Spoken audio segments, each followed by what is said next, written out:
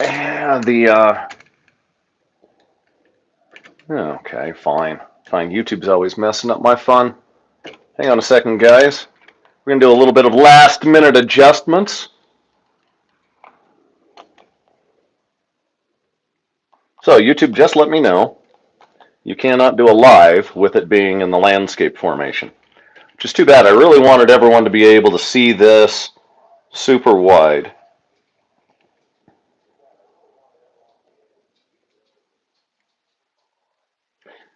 Hi, Renee.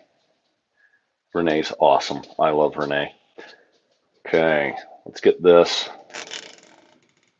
If you guys could see my studio right now, it is nothing but a ton of zip ties holding up a huge, weird rig going on. Zip ties hold together the world, guys. It's the truth. Okay, all right. We'll be able to do this, and that, and that, and that.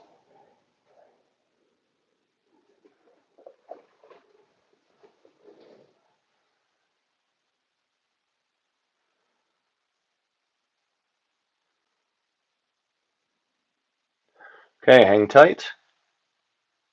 We're getting ready.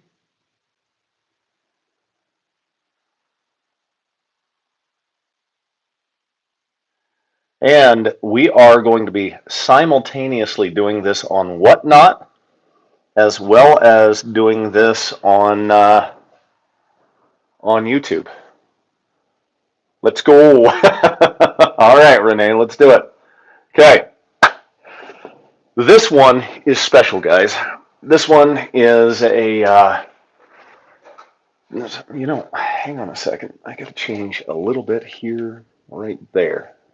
Okay, for the two people that are watching right now, sorry, things are a little bit chaotic. Trying to go live in two places is not my forte. It's not like I do this every day. And you guys are going to have to wait for a second while I get a drink. All right, let's do it. Now, I don't know who all is out there watching, so you guys are going to have to tell me who's watching, who is it, how many times have you guys seen my channel, and are you ready? Also, let's see, is my head in the shot?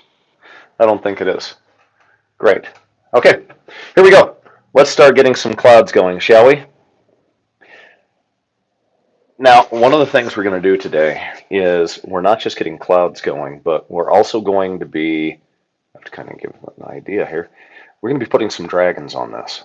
This one's a commission, and as a commission, I have to decide exactly how things are going to go. We're going to focus right here in the center for right now, and we're going to start building some clouds going in two different directions. And of course, generally, as always, we start with our white, and we're going to go far afield of that because the white just does very little for us. Now, I don't know what is wrong with this. I can't seem to get some of this stuff going on right. You know what?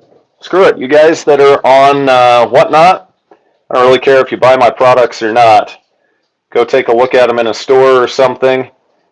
In fact, all you people on Whatnot, we're just going to end the thing. Just go over to YouTube. Sean, Nathan, Ricks, we're going to end this. Whatnot is not one of those things that actually helps me sell any kind of painting anyway. It's mostly all of my really favorite people like Renee that are off in Oregon and Washington, and they help me sell my work like mad. So Whatnot, your show's ending because, well, right now we don't care.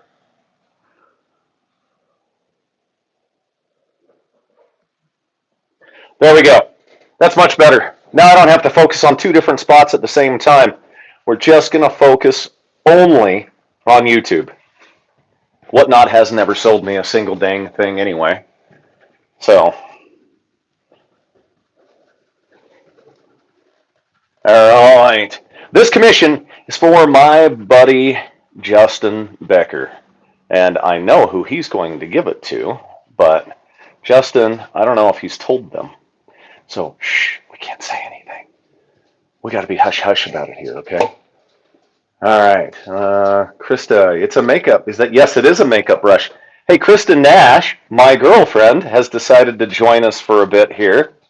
She is one of the most beautiful women ever. She's the most beautiful woman in my life, and I love her to death.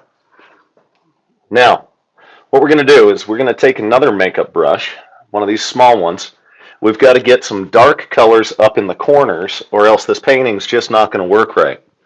Okay, so we've got a nice dark that we're going to put up here, and then we will use the makeup brush to bring it down into our canvas, just like this. And we want to make it diffuse itself.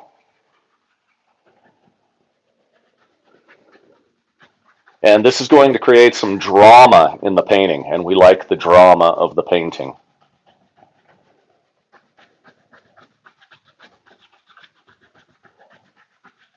And these dark corners really draw the attention to the center. And since we're going to have a dragon here and a dragon over here, that's going to be great.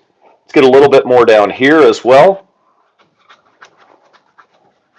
This can be a bit lighter, but we still want to darken it up a bit more than that is. Oh, you guys can't see this. I'm sorry. There we go. Okay. We're going to go ahead and get all of this going on. It's too bad for the Whatnot people. They're going to be missing out on a great painting. I don't think I will really try to sell any more over there. I can just leave it alone. It hasn't done me a single bit of good. Let's talk about the sponsors, because we do have sponsors for the show. Let's get on over here as well and get this dark. Well, get my head out of the way. Sponsors for the show. The sponsors of the show are the iMagi, Kingdom of Thor card game, iMagi novel, and the Man Who Would Be Time novel. Now, I happen to have an in with the author.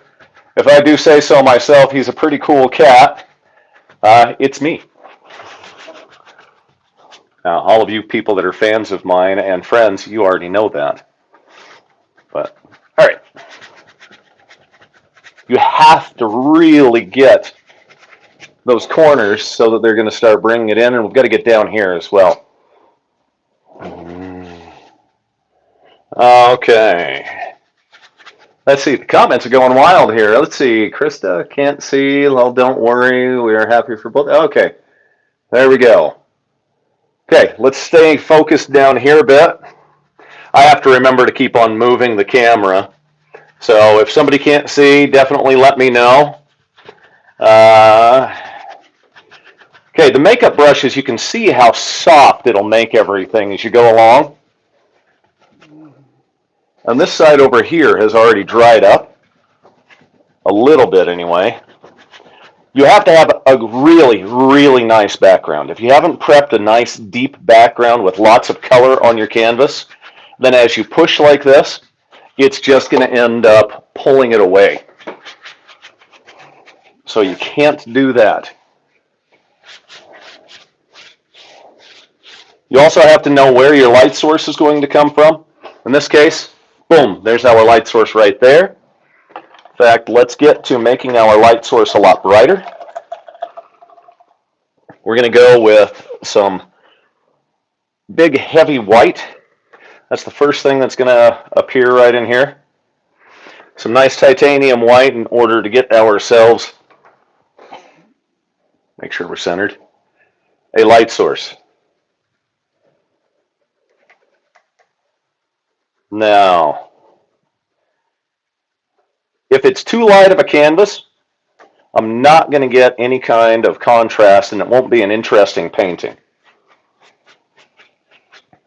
So if it gets to that point, I'm always going to add in a little bit more blue in different areas. I think I will end up doing that right now, right up in these corners. So let's grab, where's my brush? There it is. You can't leave your brushes in the water too often. Also, a big thing that we always talk about, if you're going to be painting, do not, hey, Andrew Sparks, 4112. All right, Andrew just said he's not a fan, But Andrew comes over here every single day. He's a great friend of mine. He's as close to me as a brother. So when he says not a fan, everybody give him crap inside the chat. Sorry, before we end up doing the dark, we'll add a little bit of light yellow all the way around here. Now, it may seem a little odd that it doesn't really fit yet. That's where the makeup brushes are going to come in. The people who watch this all the time know that as soon as the makeup brush comes in, everything just starts to develop because the brush does half of my work for me. That heavy titanium white that I had in there is going to just bring that right across. Those are some fantastic little spears of light. Let's get some spears of light over here.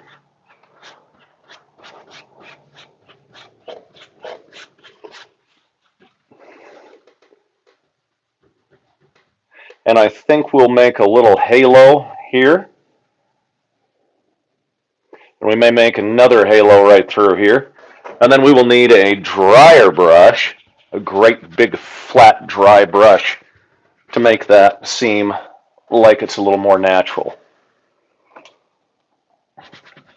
And the flat dry brush is going to do two things. It's going to mix the paint right on the canvas and fuzz it out.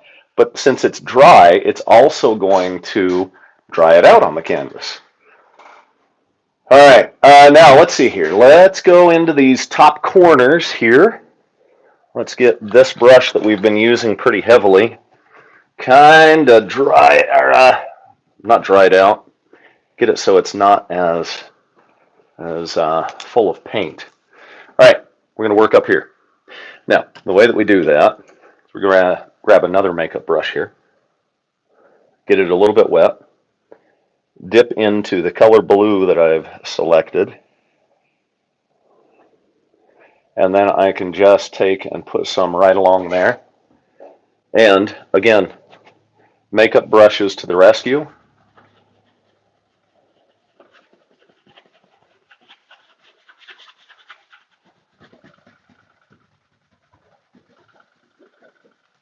And boom, it just starts to make everything mix.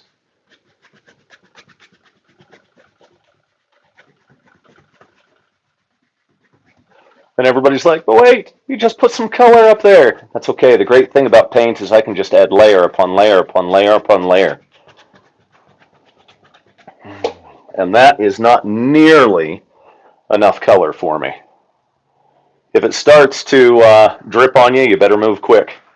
Acrylic paint has to move quick or else you're going to be in trouble.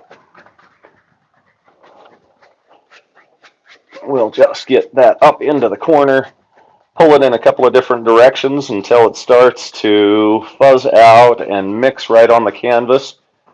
It becomes a little bit more transparent as we move down.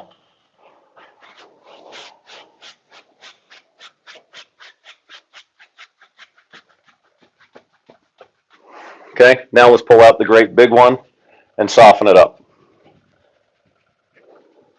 This is all just background at this point, guys. And everything that you see that you say, hey, that just doesn't seem right. Yeah, it doesn't seem right yet.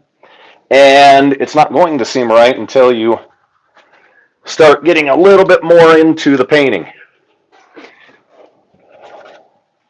We'll just do a little bit of clockwise and counterclockwise rotations. Get our paint to mix in there nicely. I'm using a slightly different brush on this side because I want to get an idea of the technique as I'm going. By the way, somebody tell me if the sound quality is too harsh. Am I coming across incredibly loud?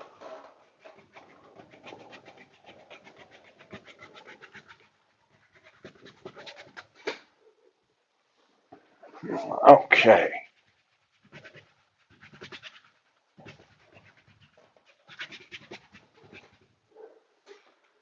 I can't believe that the color scribbles turn into that. Thank you, Krista. Sounds good to you. Okay, great. All right, now we've got a forward leading edge of all of this stuff, but we could darken it up a little bit more. I think we can wait. Let's start putting some clouds in. Let's do it. We're going to get some brilliant titanium white, and we're just going to start mixing right on the canvas with some of the other paint in front of it. We want to make the clouds come in and out and be very interesting. We do not want it to just be one spot. Now, one of my favorite brushes, and everybody who watches this regularly, oh, we just bumped everything, is going to see this one. I just had to clean this like crazy. By the way, a little hint on cleaning your brushes. If you want to make sure that they're good, get yourself a great big container. Put some absolutely very hot stuff, just like you can barely touch it hot. We need it to be a little more wet. You can barely touch it hot. And then you want to put in a little bit of Dawn dish soap. Now, over time, it's going to ruin the brush, but you replace the brushes fairly regularly anyway. In fact, I got some brand new ones here. Brand new brushes that have never been used before. Okay, we're going to start getting our clouds mixing in here, and we have a forefront line of our clouds. And remember, our main color is going to be down here. This is our light source down here. So let's get just some mixing going on, and maybe we'll come back here and just go through, and you can see you start to get a little bit of cloud going on there just by the mere fact that you're pushing and pulling some paint from the foreground and the background. There's only a tiny bit of titanium white left on this right now.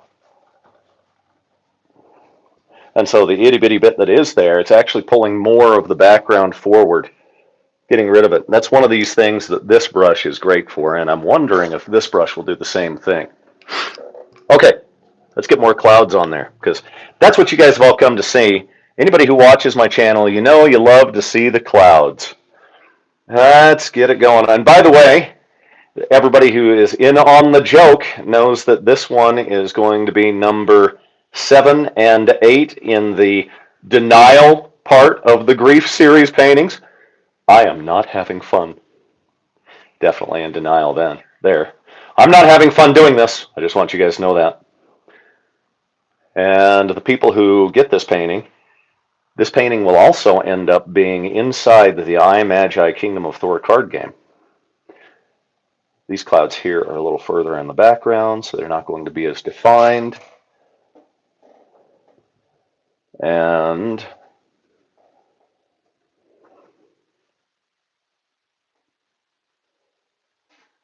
it's about time we started adding a little more white and then some color. So let's get some heavy white going on here. You can grab big blobs that you just put right on the canvas and just pull them in.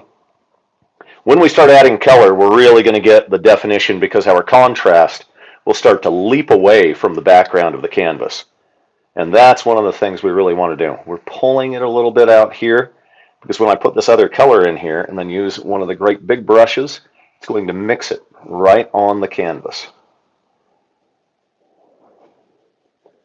Okay, by the way, limited edition prints of this will be available. You'll end up getting 2, so you can put them side by side. So you can get that one and what will eventually be over there. Those 2 limited edition prints, they'll be $25 each. I only do 25, so the entire set will only have 25 of them done.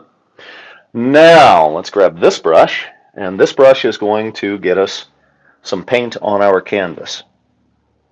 And watch, we're just going to put some color there and there, clean it, and you got to move fast on this kind of paint.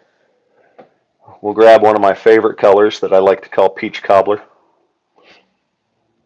I haven't even bothered to look at what the real name of it is, because Peach Cobbler is just funny.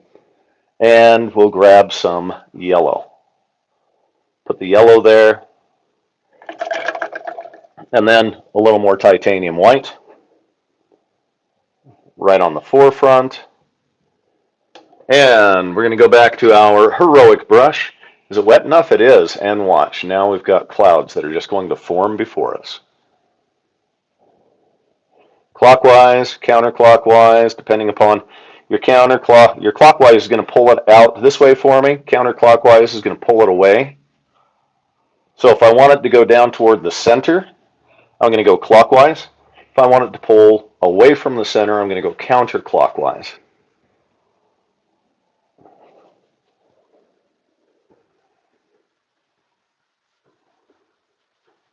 And really pulling it in some great directions here. Okay. We're starting to get some formations. All right, here. I am loud. You loud. I'll go, Krista. Thanks, sweetie. By the way, we might be graced with my mother watching this. She wants to watch one of these paintings live as well and decide how she's going to change the way that she creates clouds. My mother is an artist and has been an artist since, well, probably since I was born, right? And maybe just a little bit before that. I don't know. I wasn't around before that, so I can't really tell you. But I'm pretty sure that that would be an accurate assessment.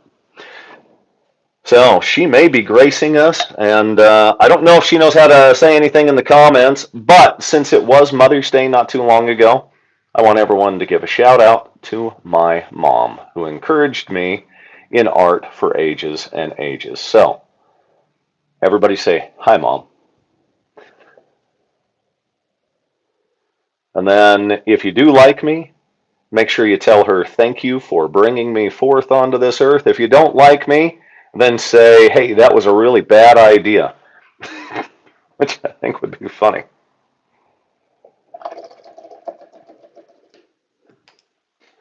And we'll mix it. This brush, as I said, really becomes our hero in these cases. You have to be light of touch when you're using it, though, because if you're too heavy-handed, it'll just pull the paint right away.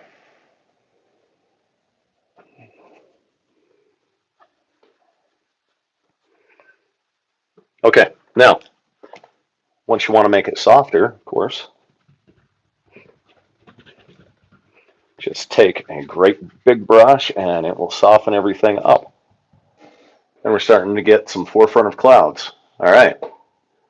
Now, let's add some color back in, because doing all of that will pull some of the color. It's layer on layer on layer with this, guys. You can never expect it to just stay static. It never will.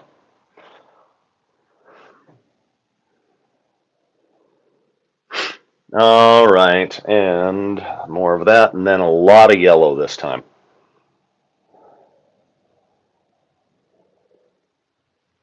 Okay.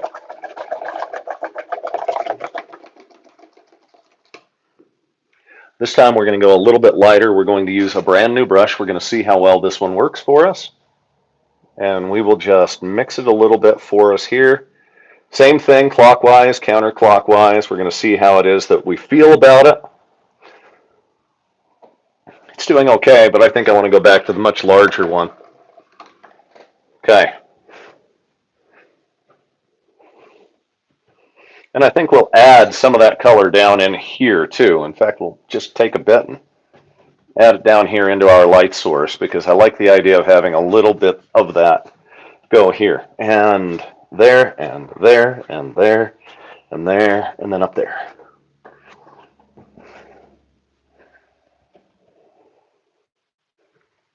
Yes, we're going to have some fun, colorful clouds.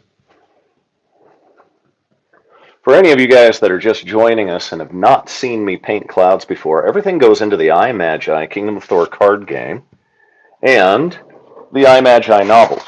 Maybe we should just take one quick second, show you a couple of novels. All right. And the iMagi Kingdom of Thor card game. Boom, there it is. You can find that on buymynovels.com. That's B-U-Y, mynovels.com. Let's get a little bit more out here and maybe some there. Every time I do these, I just kind of make it up as I go, because I don't have to plan out how to do a cloud painting. When we get to the dragon portion, there's going to be a little bit more of we have to follow a specific rhythm. I want a different brush for this. I'm going to tag in something that I have. Got a brush that's just sitting here in the studio. Haven't used it hardly at all. And let's give ourselves a little more of the forefront of our clouds.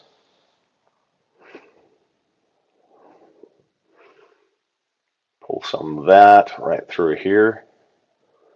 Okay, now let's get a little dramatic, shall we? Let's add some drama to our clouds by getting a little bit of dark color in the back of our clouds, like right here. Some people right now in the comments are like, no, what are you doing? Trust me, it all works. First of all, you got to get this stuff right up here to work right. You don't want to touch the forefront edge of the clouds right now. You just want to work on the stuff on the back. So you're really kind of pulling lightly there, and then you're going to pull this stuff in. And now we're going to get a little more of an interesting cloud bank.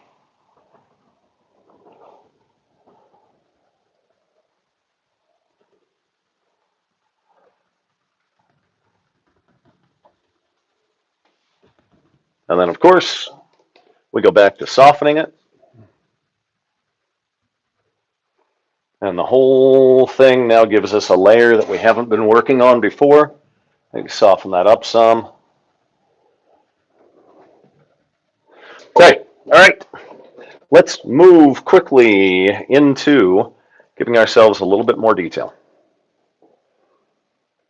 Again, we're going to go very, very heavy white. And from here on forth through this, we're going to use just some of the smaller brushes because they're going to do what we want them to do, which is bring that white a more defined forward edge. Give us an idea of how our clouds move. And clouds do move, so the nice thing is that if you're making your clouds, it's your own little world. I understand there was a really famous artist once who said that. It's your own little world. There are no mistakes, just happy little accidents. Eventually we might put in a happy little tree, which might just be where Bob Ross hid the happy little bodies. It's possible. Nobody can tell me otherwise. Put a little bit of a cloud right there. Maybe give him a little buddy right here. Okay, let's move to a smaller brush.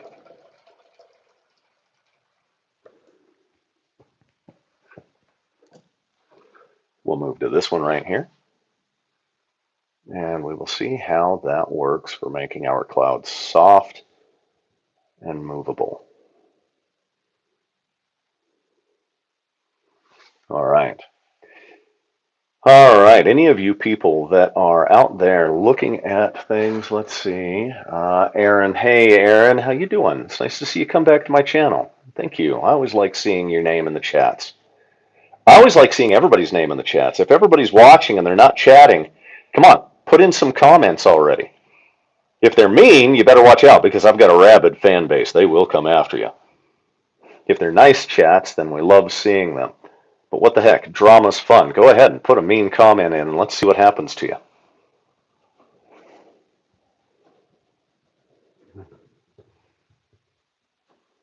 Let's see. Is Emily joined yet? I know that Renee has. Hey, Renee, why don't you reach out to Emily and find out if she has joined? She's out there in Pasco, Washington with you, right? That's where a lot of my fan base is. There's probably easily about 250 of my paintings in the Pasco, Washington area.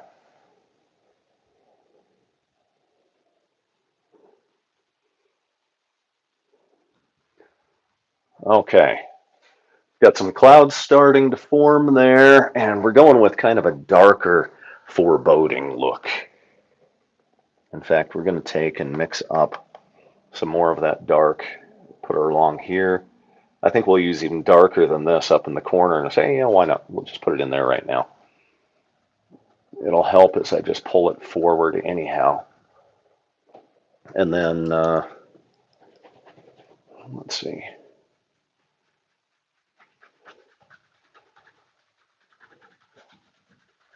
Technically, I'm breaking a rule here, by the way. Technically, whatever paint you've put down first with acrylic, you should be working on, which is that stuff, because otherwise, this stuff right here can end up drying out too fast.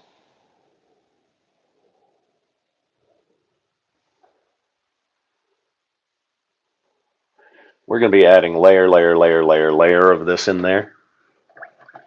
So it doesn't matter if it looks like we've made it so that it fuzzes out too much or it has become too diffuse, because we can add more in there, just like that. Maybe a little along the back of this, and then come in and start pulling it through. And you know what? I just got reminded we've got to plug in the phone or the phone is going to die. Better take care of that right now. I don't want this phone to die right in the middle of the stream now, do we? Okay. All right. Crisis averted, I think. Okay, there we go. All right, let's get back to this. Yes. That's some good color right there. That too.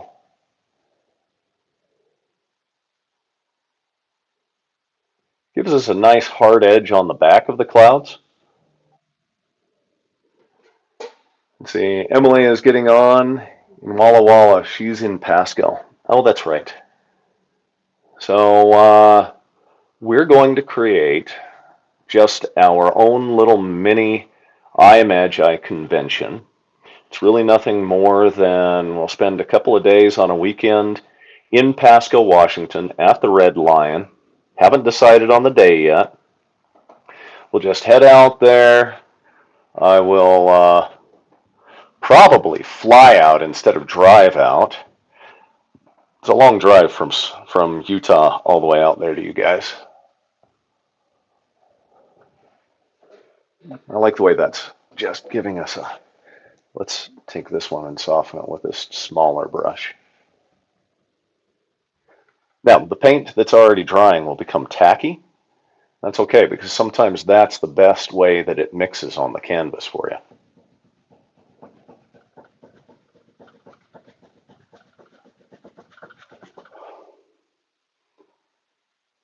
And we're going to pull from the forward edge. We'll go back in here in a minute and we'll get some of our nice bright colors as well. In fact, let's do that. Let's get that one cleaned. Let's get this one cleaned as well. We haven't even touched the other side. Generally, people get to watch me work on both sides at the same time. This one's going to be a little different, guys. We're going to start adding color in here too, and then we'll start moving down here and work on this. When we add the dragons have been requested in two different colors. Both of them are going to be green dragons. One of them is going to have a certain color of bright stripe, and the other one's going to have a other color of bright stripe. And I'm not going to tell you guys which one it is until we do it. Okay, this is some raw sienna. Just add that in. This is some burnt sienna. And then I think I want a darker red in here, just up around this area. Okay, let's go in, and this time we're just going to use a smaller brush to begin with, because we're not trying to overpower it now. We're just trying to mix in at the same time. Now, too much of one color can bleed through the rest of the stuff, so you have to decide how you want to get it done. I'm pretty happy with the way that this is mixing right on the canvas for me.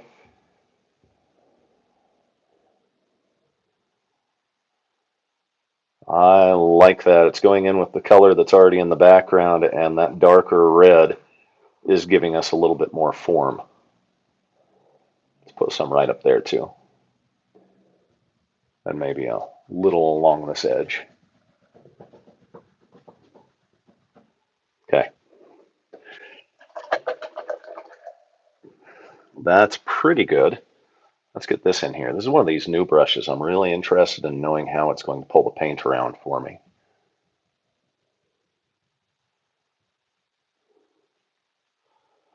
All right, anybody who hasn't, who's come into the chat and has not watched me paint before, shout out. We love to see the new comments come on.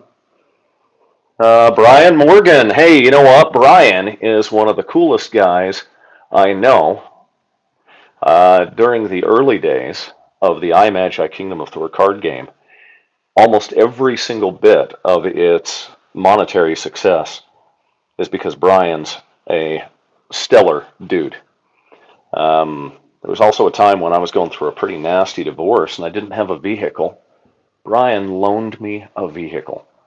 I mean, I'd probably help the guy hide a body.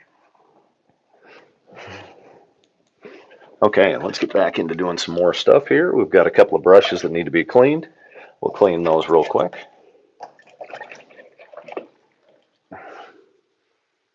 Alrighty. I'll take you up on that. Thanks. Let's see. Ojisan Obscura. That really impressive with acrylic. Yeah, well, you just have to know how to use any kind of paint. It's just like anything else. I started a long time ago with doing things with oil. Problem is my body builds up chemicals really fast. It doesn't do very well with that, so I had to move away from oil. So I started developing my own techniques of being able to use acrylic to create and work. And the makeup brushes were part of that genius. There we go. Yes. Our clouds look nice, but you know what? Our dark edge is not dark enough because I want to bring that over here. Because we have to think of our clouds like a ball. We're only seeing half of the ball, right? So it's half a sphere. So let's get our half of a sphere looking like a half of a sphere. I know, odd idea, right? Well, I'm full of those. Odd ideas are kind of my forte. We're going to use a really big brush. And we're going to bring a lot of this paint in now. Put a little more back here and darken up the corner very nicely with it. Really feather it out. Get it to diffuse and fuzz away from the corner. Okay, now let's get more of that in there. Okay, now back to what? Our hero makeup brush. This stuff needs to be gone through. We're going to do a clockwise and then a counterclockwise to get that to look a little bit more like clouds in the corner. That's going to pull some of that paint away. Here we go. This is what we want now. We pulled a little too much paint in one spot, and that's okay. You know what? That one's going to pull too much paint. Let's put some paint back on there. And then let's just use this one to do it.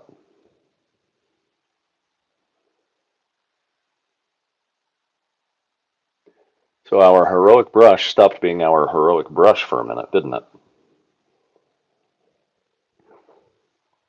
A lot of these have ended up being floating islands. This one's not going to be a floating island painting, even though it is in the series of paintings that we call the grief cycle. I am not having fun. The denial portion of the grief cycle, I'm not having fun doing this.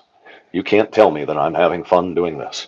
Nobody can tell me that I'm having fun doing this. Let's make that soft.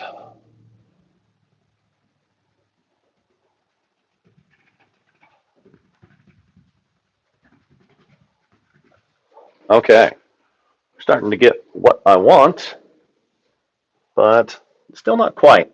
I'm a little unhappy with some certain parts of this, so I'm going to really add a lot of white. And I'm going to bring this up into an extra cloud there and an extra one there. Earlier today, I had to lay down because I was starting to get a migraine from storms. Imagine that. I actually enjoy painting storms and clouds, and they give me horrific migraines.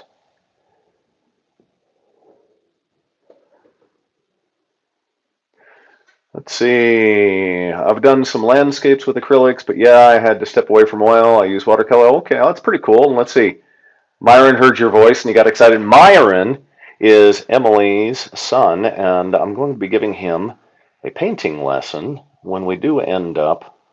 Oh shoot, that means I do have to drive out because I've got to end up bringing all of my paint stuff. So guess I'm driving the 14 hours out to you guys. Boy, I must really love all of you people that are out there. Okay.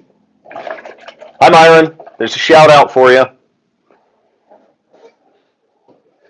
Let's grab a little more of this. This is your burnt sienna. Your burnt sienna is a nice semi-transparent color, and it gives you some interesting aspects to your clouds. Since it is semi-transparent, it's not going to overpower everything, but it is going to give you color. And then make it soft. Make it soft, number one. No, wait, that was more Sean Connery. I can't actually do Patrick Stewart. Make it soft, number one. I know somebody who uses Star Trek The Next Generation to go to sleep to because Patrick Stewart's voice is so soothing.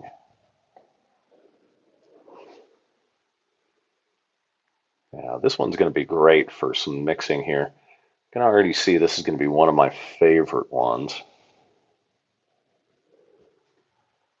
Yes, okay, I'm getting a little bit happier now that we're getting some definition in the right spots.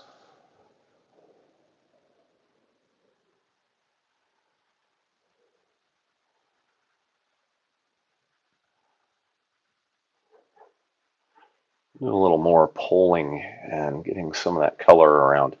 We'll add more color as we go along. Let's start working down here. 10 people on there, 10. It's a good thing it's not 11. I can't end up counting to 11 without taking my shoes off. Let's see. I'll drop you off on the way to headquarters. Thanks, Krista. Okay, we need to work on the forefront of this edge here. We're going to get our flat brush, and we're just going to use it as a flat brush and pull that heavily there, and then we're going to give it a bit more of a definition along that one right there.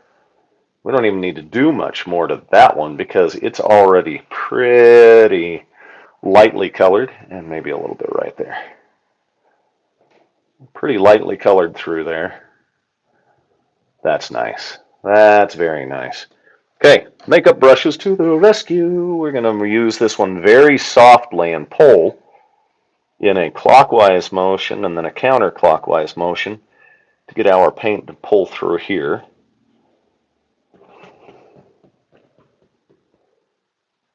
Okay, now that's good with where it's at. Let's make it a little bit softer. The giant brushes soften everything up for you.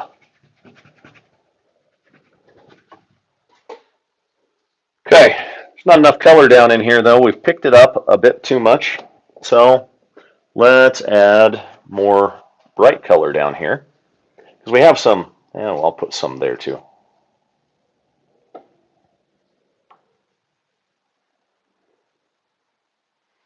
We're going to get some of that white and pull it.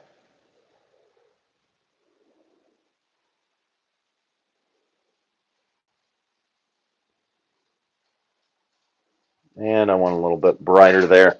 I keep on changing my mind on how I'm doing it, and that's okay. It's allowed.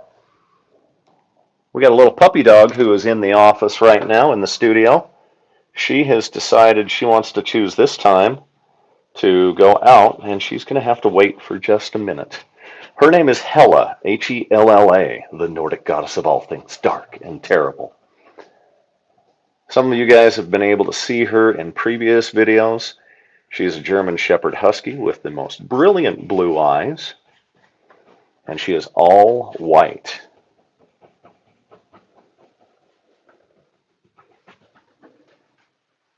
Okay, let's get some yellow in there, but first, let's work on that. Okay, how about this has a little more light showing through from the other side here. And that's got some right there. Okay, now we need another makeup brush.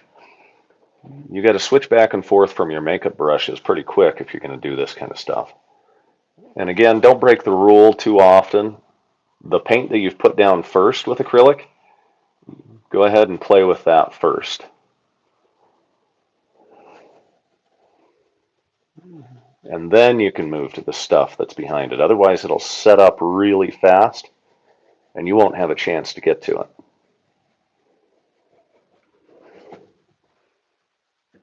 Okay, we've got 11 people on here. Let's see. Top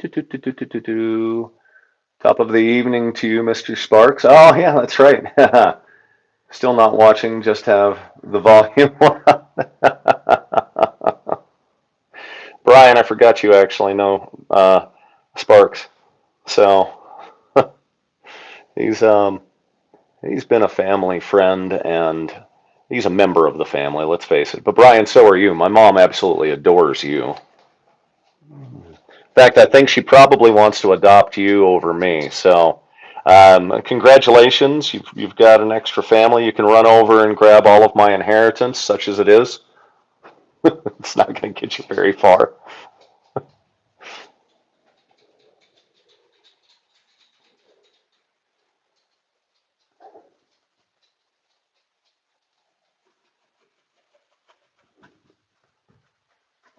Okay.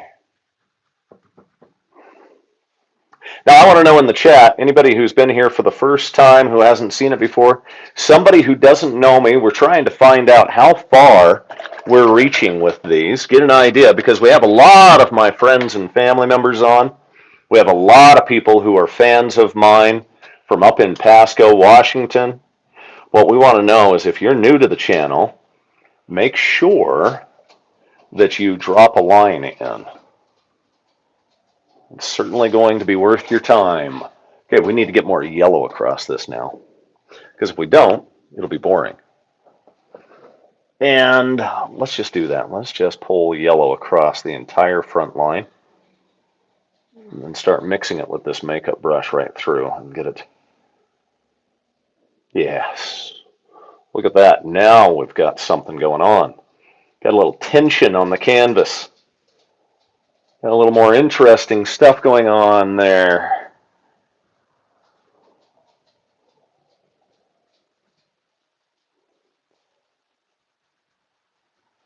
All right, let's see. Yeah, my mom is a sweet lady, right? Okay. All right. You know, my mom has to kind of be an absolute saint. You know how I know, guys? Go ahead. Give one guess in the chat how I know my mom's a saint. You get 3 guesses. The first 2 do not count. Okay, we'll have that going on while I am in the midst of cleaning a couple of brushes before we go to the next step. But yeah, I want to know, how do you think I know my mom's a saint? 3 guesses. Shouldn't be hard. Should be pretty easy to come up with on this, guys.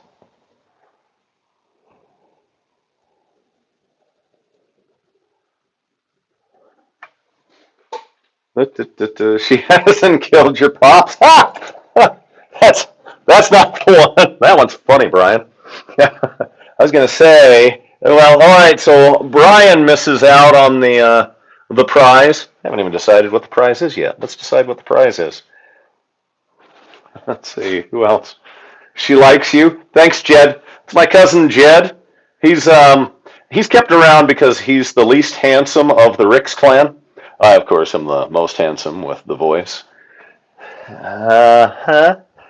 Let's see. She told. So, my cousin Jed, he was the kind of kid that his parents tied a pork chop around his neck just so the dog would play with him. Dog still didn't play with him. By the way, I love my cousin Jed, but this is just fun because he can't say anything back except for in the comments. And that just doesn't have quite the weight as the spoken word.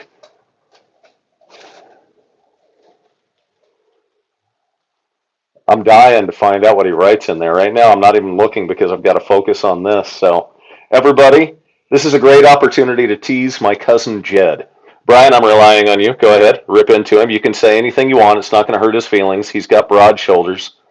He's actually a pretty good wrestler, but he's not nearly as good as you are, Brian. I know you. Brian is quite the little MMA guy. He's good at jiu-jitsu and a couple of other things. And as much as I absolutely enjoy martial arts, I'd never get into a fight with him. Whereas Jed, you and I haven't had an opportunity to do anything for a while, and you probably still think you could take me. So, game on, buddy. Let's go for it. But the thing is it's not going to be a ring, and it'll be no holds barred. So I hope you're ready for the dirtiest fight of your life, buddy. Did I mention I actually love my cousin Jed? This is the way we talk to each other.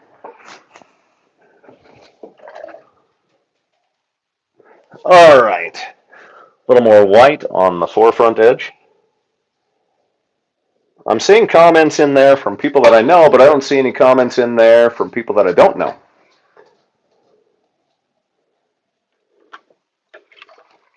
So let's see if there's some people that have joined the channel who have never been here and just found it because they were just scrolling through and decided they wanted to watch somebody paint.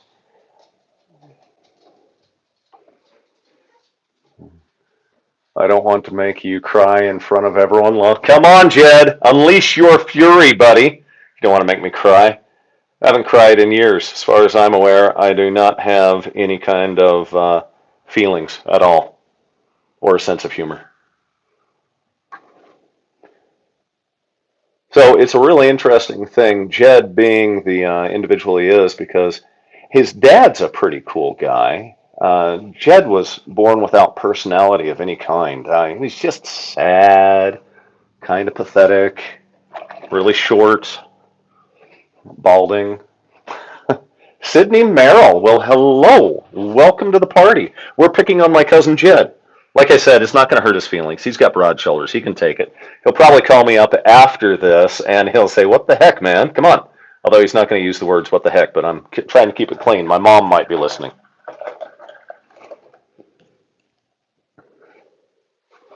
And I never disappoint my mom. Ever. Never done that. Not a single time in my life.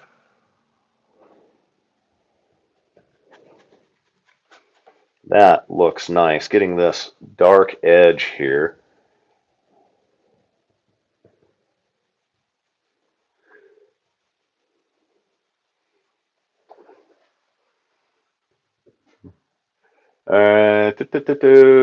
A poet from Dark Place. I mean, I got sent a link.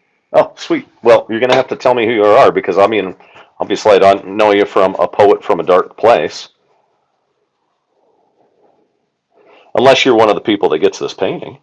I know there are two people that get these paintings. This one and then the one that we're going to paint over here as well, which they'll both be slightly different. Why? Because I'm not a copy machine. I'm an artist. I'm going to make stuff different all the time. I'm going to have fun with it.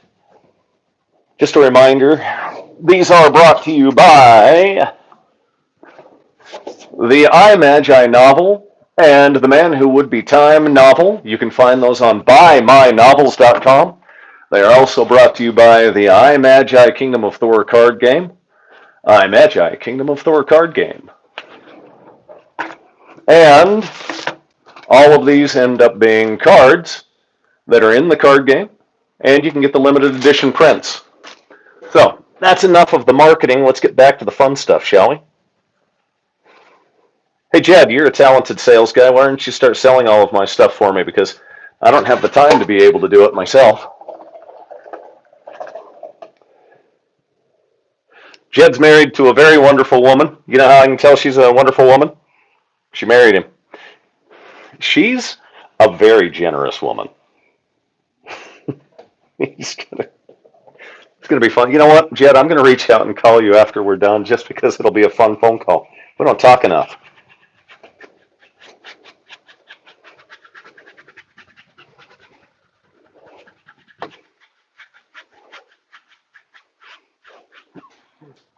Okay, we're starting to have a lot of fun. I think we need to darken up that corner quite a bit. I don't like the way it's just sitting up there.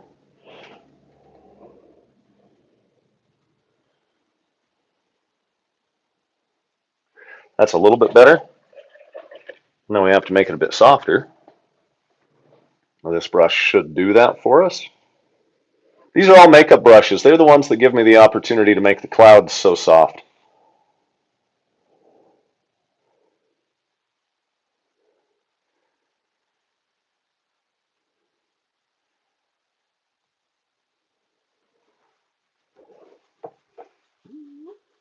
And I will come through and repair some of this because I picked the paint up a little too heavy.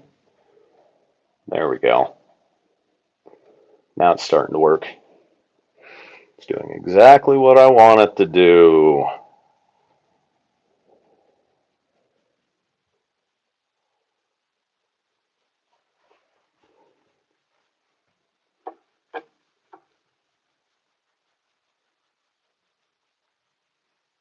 Okay, let's see here.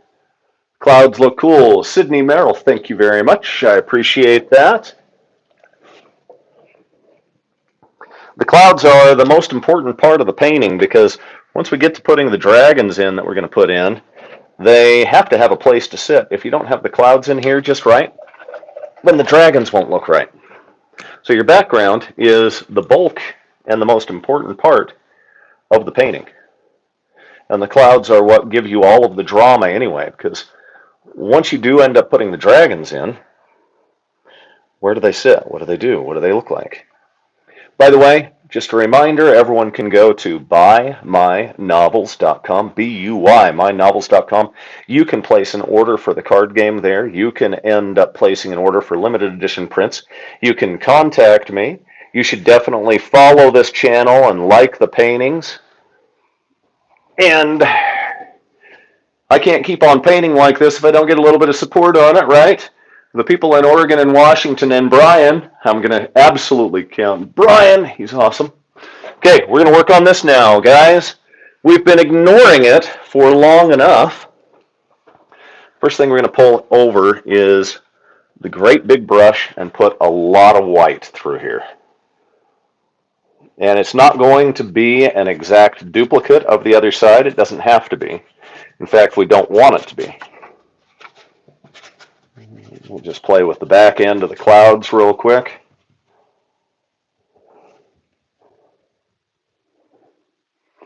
And we can make that very vibrant. We want to make sure that our center is bright, bright, bright. Bring a couple of spears of light straight up, and then a couple going out here toward these. Yeah, right.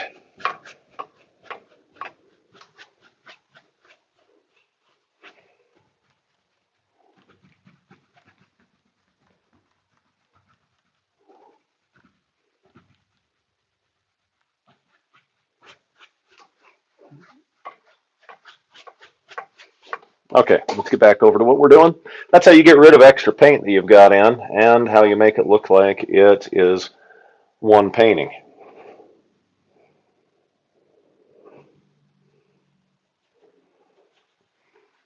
Got our halo going on there. Let's stop there and let's go up to the corners and let's make it dark.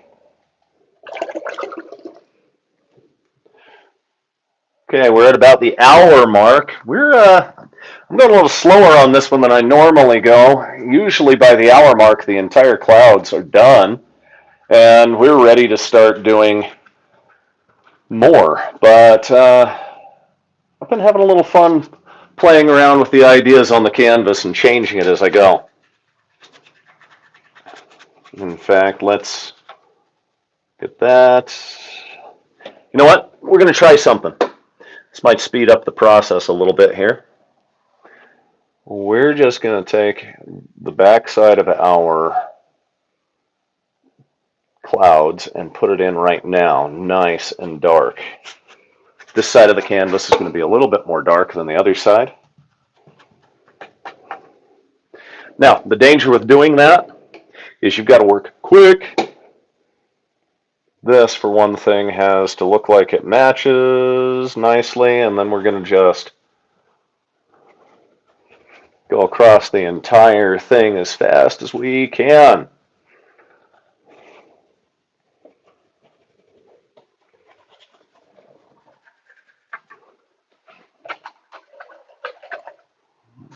Okay. Now, those of you that watched the first part, you're going to watch everything start to transform right in front of your eyes. We'll go ahead and put some burnt sienna right down there. Take some darker red and put little spots of the darker red. We're going to get some yellow in there with it. Clean the brush and put some yellow in.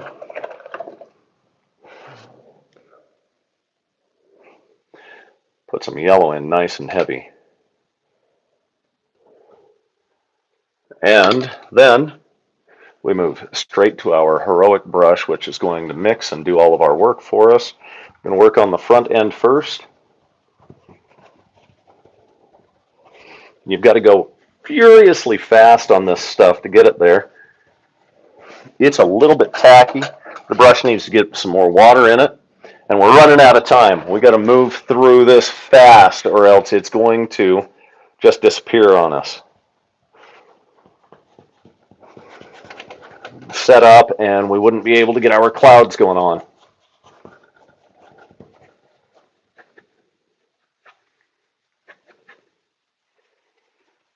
Got to get the idea going as fast as possible. Get the colors to mix as fast as possible because you've got to do it and then you've got to move to another brush real fast.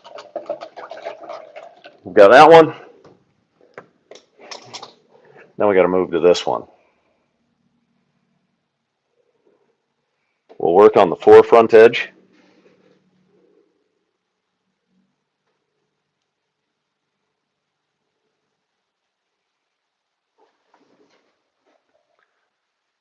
We're going to move all the way around. Are we? We are centered on the right spot. Okay. Okay, let's see here. Mom can hear all. Yeah, I bet they can, Dad. Rotate just does not work. Rotate. I don't know what you're talking about, but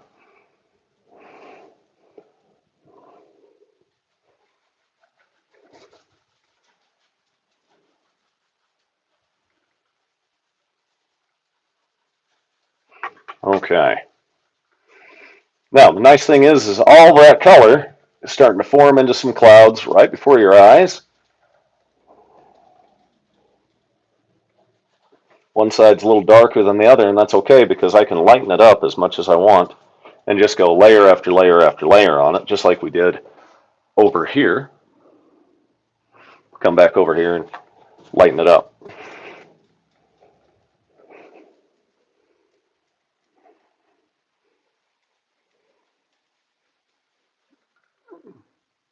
We've got to make sure we get that blending so that it looks like one painting.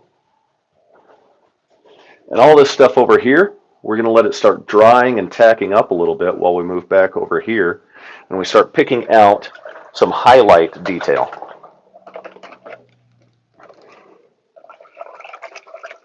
Okay, how many people are? There's 10 people that are watching this. Magma Funhouse, I don't understand what you're asking when you say the rotate just the phone doesn't work or does not work. There's a lot of things that when you're trying to do things on YouTube that don't work. So you're going to have to be more specific about what it is that you're asking. And I do recognize you from having jumped in on a lot of my paintings. So thanks for coming back. Okay. We're going to get a lot of white paint. And we're going to give us a little bit of forward detail on the clouds. A little more interest there.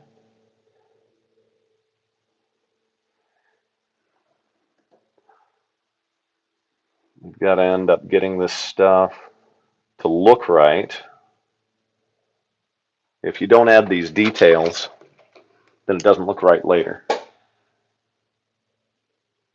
The Siegenator is here, like the fourth wave, like the fourth live.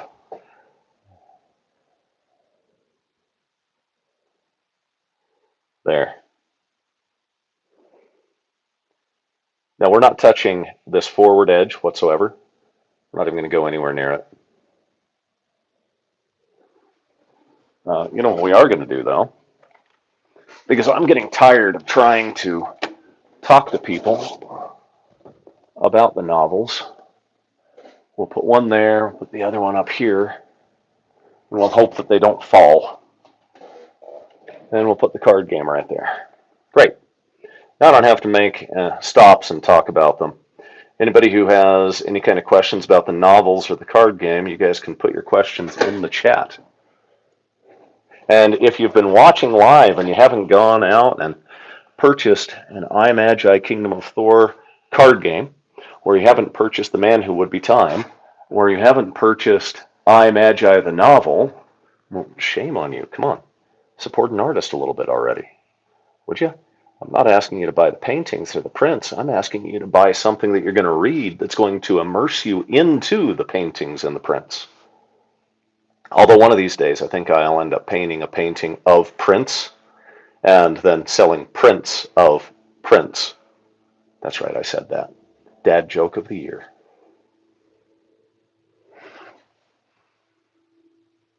Let's get a little bit going on down here.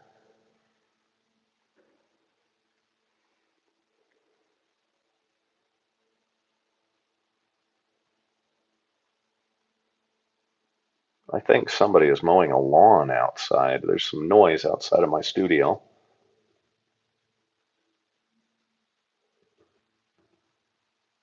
Okay. I hope we're in the right spot. Good. We'll probably come back in this area that I'm working on and add a little bit more yellow. Make it more interesting.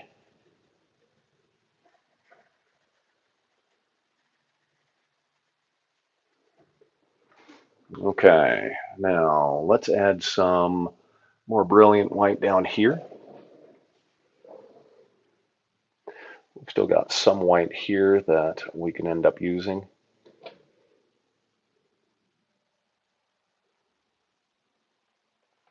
Get a little bit more of that. I want to hear any kind of questions people have. Doesn't have to be about this. I mean, if you want an existential question like, why are we here? Where did we come from? Where's the best place that you can find out how they really put the cream filling in a Twinkie? I mean, sure, you got the holes on the bottom, but how do they make the thing hollow? Do they? Inquiring minds want to know. Come on, ask any kind of question you've got, because if you guys don't ask questions, I'm going to have to start asking questions. Like, if my cousin Jed's still listening, Jed, let me know if you're still on here, because I got a question for you.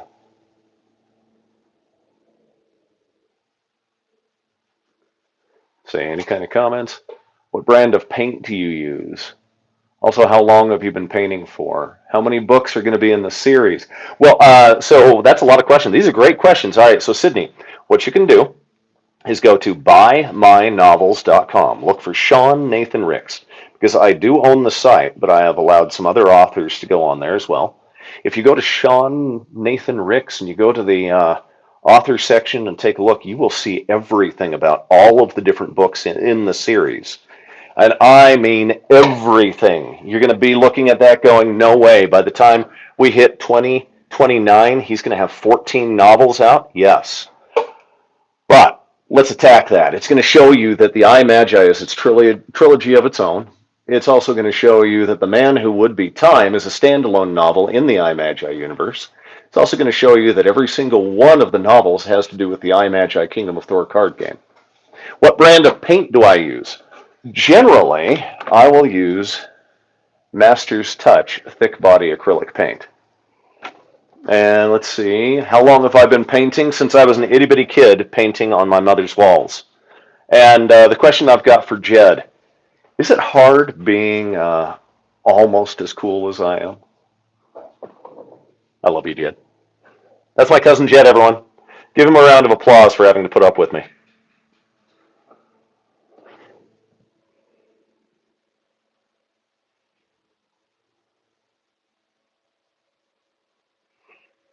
Okay, let's see. What other questions do we have in here? So hard. You're awesome, Jed. Jed really is awesome too. I mean, as far as cousins go, he's definitely one of them. He doesn't call me as much as we used to hang out or talk because he's married, he's got kids, he's got a whole life going on. He's a pretty cool cat though. I guess he's all right. We'll keep him around. Let's see. Was the wall painting consensual? My mother is an artist and allowed me to paint wherever she wanted me to paint. And my mother has always encouraged me to continue following my talents. She is the best mother of all times. And as we addressed earlier, I know that because I'm still alive.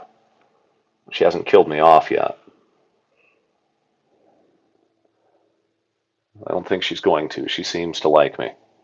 Because after having survived open heart surgery, knee surgery, 2 ear surgeries, being stabbed, run over by a carnival ride that I jumped into to save some kids, 8 concussions, there's a certain amount of stuff that she just must really like having me around because she keeps on praying for me or something, and I guess it's working because I'm still here.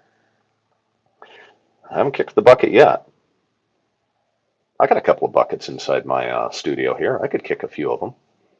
I don't think it's going to do any good. I've got guardian angels that keep me around like crazy. They're probably all in therapy. Okay, that's looking pretty good. I think we need to put a little highlight up here. So, Krista loved the first book. She's read it. That is the iMagi novel.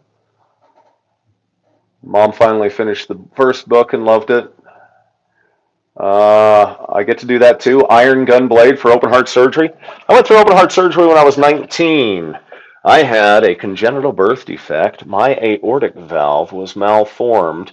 It was bicuspid, which meant it only had 2 leaflets, and eventually they fused together into a univalve, and it stenosed, which means it went really, really tiny, down to just a 2 millimeter opening. I was walking dead.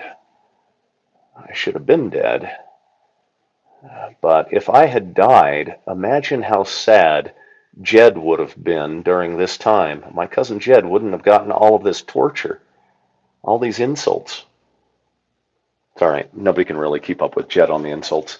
He is that good. I'm taking advantage of the fact that he can only type them out.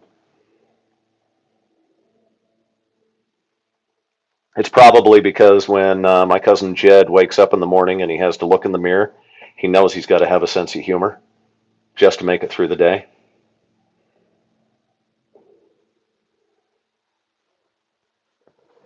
This is kind of an interesting one because if my friend Simone is watching, this is one of the few times we're not picking on Simone. We usually get Rose to pick on Simone, and so does Emily, and so does Renee even picks on them, right, Renee? But not today. Today we're picking on Jed. Good old cousin Jed.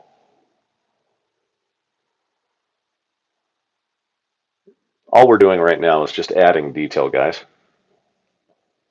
And honestly, for me, this is kind of the boring part because we've done so much so fast. Now I want to come back over here. Okay. It's all good. Bring it. You're the man, Jed. You're the man. All right. Start working on all of this. Now, for any of you people who have just joined us and you have never seen me paint before, these paintings all go with the novels that you see up here and the card game. You know what? Let's just put another card game right there. See how well that works? It works great. Can anybody even see that one? Yeah, perfect. Now I don't have to market them or bring them back out. They're right there. You guys can see them in all their radiant glory.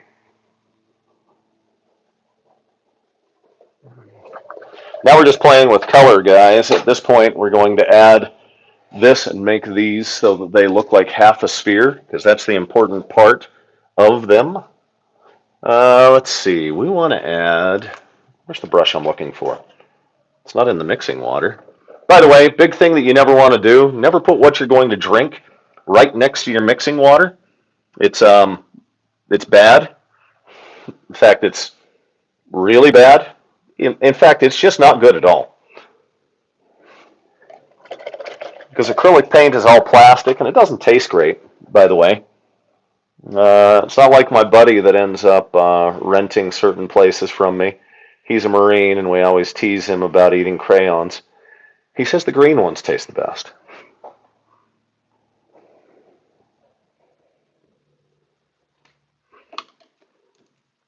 Okay, here we go.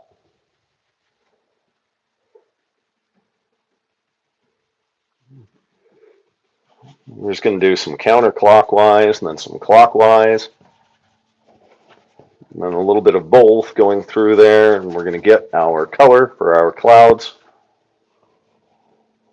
Bleed it over a little bit so the clouds have the same look to them.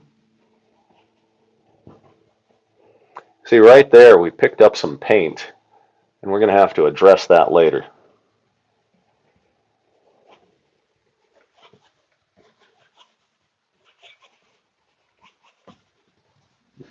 Now our clouds are starting to form nicely for us. Let's get some over here too. Can't get too much in there because I've got a deck of cards up there. Okay. Use this brush to soften a little bit before we bring the giant brush in. All I do is speak for a living. Come on, Sean. Before we bring the giant brush in and really soften it up. This one's a little bit wet, so it'll make it so that some of this mixes a little better. Okay, giant brush time. Big, dry brush.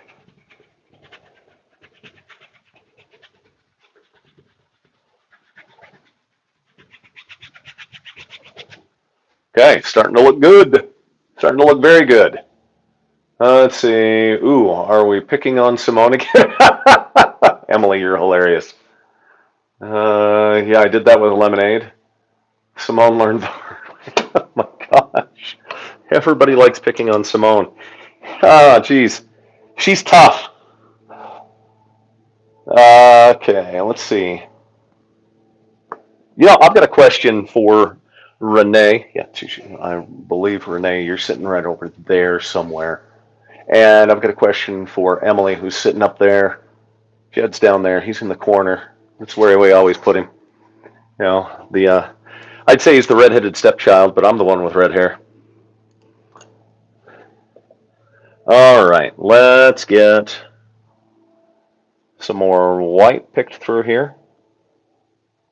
Give it up into that direction. Get a little bit coming through here. Maybe drop some down.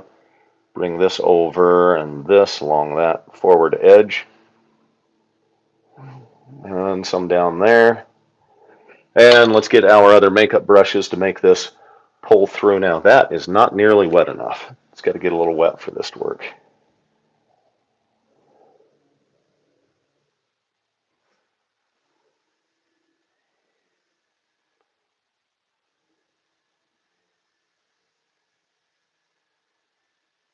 Okay, I had a question, right? I had a question. Nope, I left. Renee left. Liar! Liar! Get back, witch. I'm not a witch, I'm your wife, but after what you just said, I'm not even sure I want to be that anymore. You never had it so good.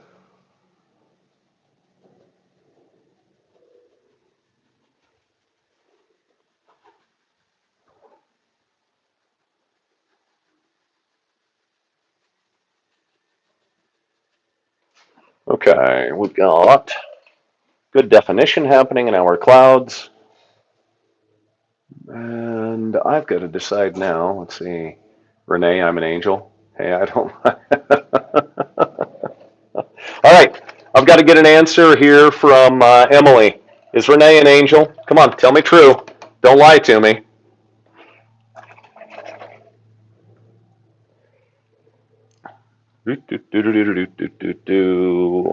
More white.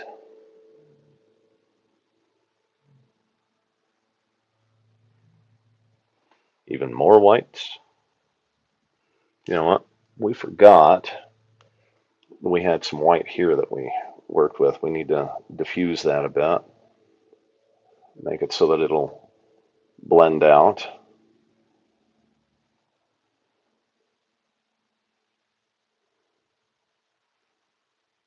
Okay, that's a little better.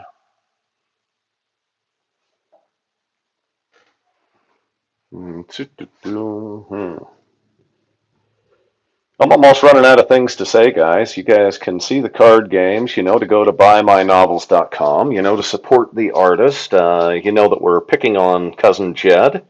We got to have a little bit more information in the chat to go off of. Somebody put something in there so that we can riff a bit. If you're new to the channel, put something in there. Tell us if you're, this is, you know what, this is a great opportunity. This is one of those channels where if you are an artist as well, I want you to put your information in the chat so that other people can find you. I know that certain artists don't like that when they're doing something, but I'm a little different. I like promoting people. So if you are an artist and you are watching this, I want you to put that in the chat. I want you to say, hey, yes, I'm an artist and I end up selling my stuff here. Drop in a link. Tell everyone about it.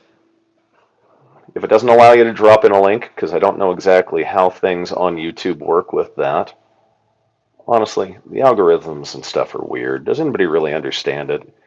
It's probably all done by AI and billions of lines of code at this point. But if you are an artist, I want you to put your information in there so everybody can hear about you and find you.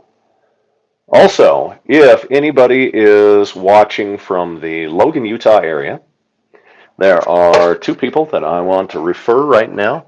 One, you want to go to Import Auto for all of your car needs when it comes to something that is an import.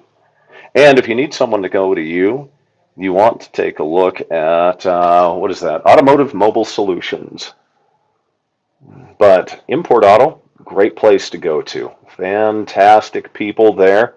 A nice shout out to those companies. And if you are looking for a novel, forget everybody else.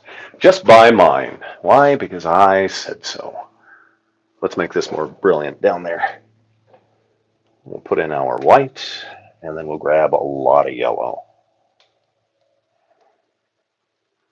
Because we need more down there to work off of. And we're going to put some brilliant white right in the center of that.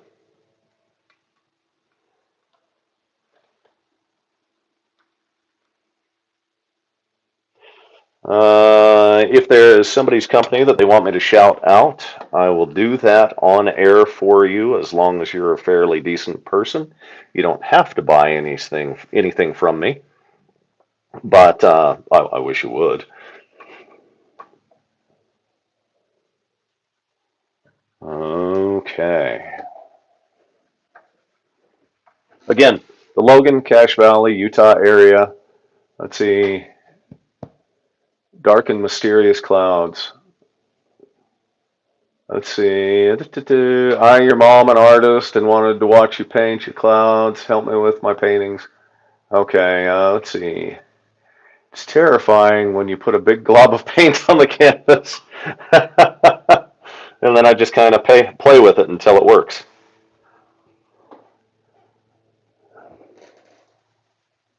We're trying to make sure that the two canvases start to read as one as it goes across.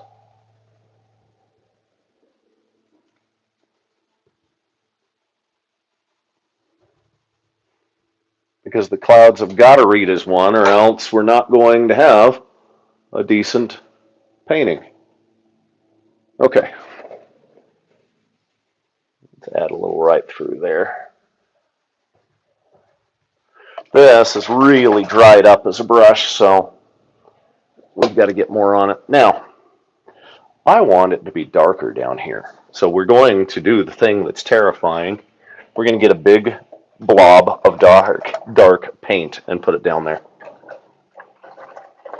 Now, some of this paint I have pre-mixed from a previous one. One of the things that can keep your paint wet, if it's acrylic, and you want to save it and come back to it days, even up to a week later, what you want to do is take and put tin foil over it. Not only does the tin foil end up making it so that the paint doesn't dry out, you can make your own tin foil hat so the government can't come and find you. And we all like our tin foil hats, right? Okay.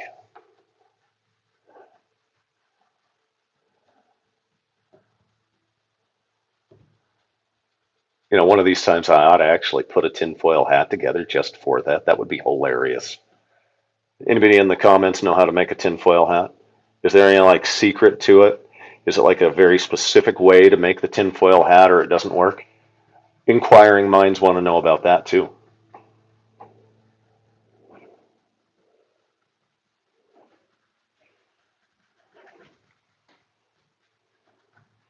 Ooh, that is nice and dark. I like that a lot. Let's see. I like that so much, I'm going to do it over here.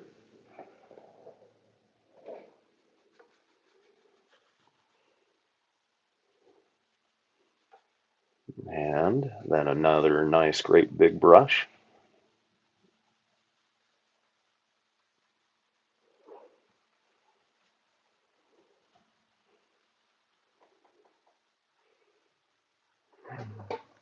And that looks nice there. That looks nice. I like the fact that the dark line doesn't continue there. We're going to kind of keep that way. We're going to come over here and we're going to work up there, which means we need to move this into this. So much for keeping them in one spot. 9 people are watching this right now. So if you are new to the channel, shout out. We want to see it. You have to fold the hat in a tri-corner style. The fluffy brush is the trick. All of the fluffy makeup brushes are the trick. You got all those, and then you have all of the small ones.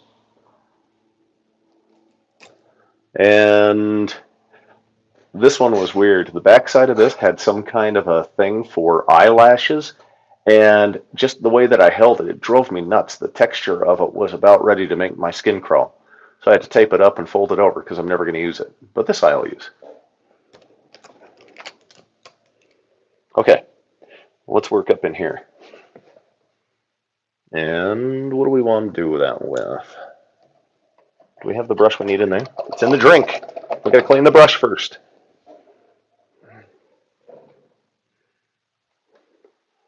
Nice dark paint.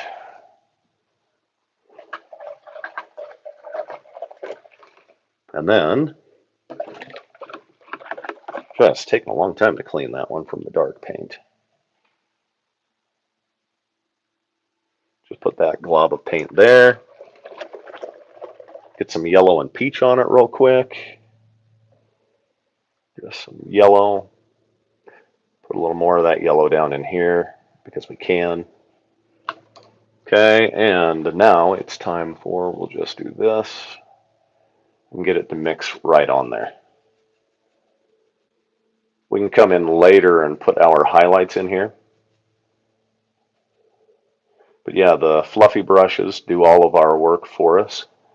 We don't have to focus on trying to make each cloud perfect when we can just use the fluffy brush.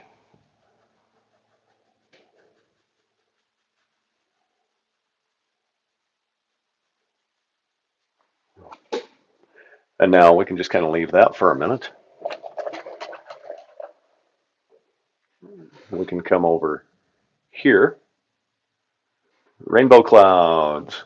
My OCD eye is twitching. Well, you can't be OCD and paint like this. It's not going to work. Okay. Let's take and pull a line right there. And then our makeup brush will do all of our work for us on that line. We'll fuzz it out just a little bit.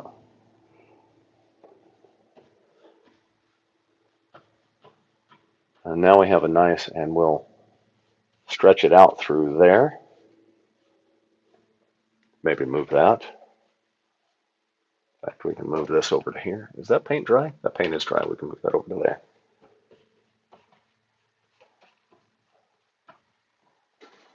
we have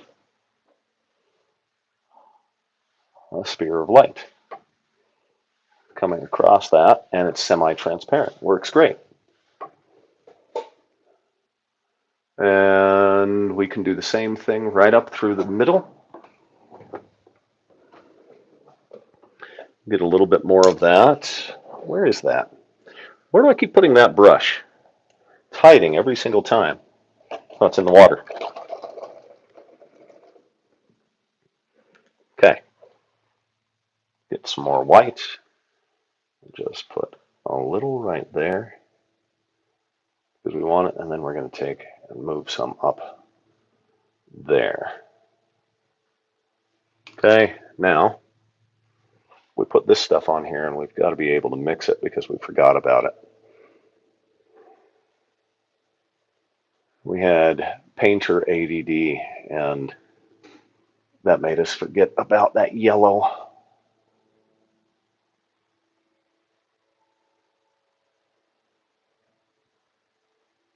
And we've got some yellow on this, but we're just going to use it in our sphere of light. We've got to make it a little bit wetter and really bring that out. As we go further out, we push harder, and the brush will open up and give us exactly what we want to have happen. Same thing back over here now.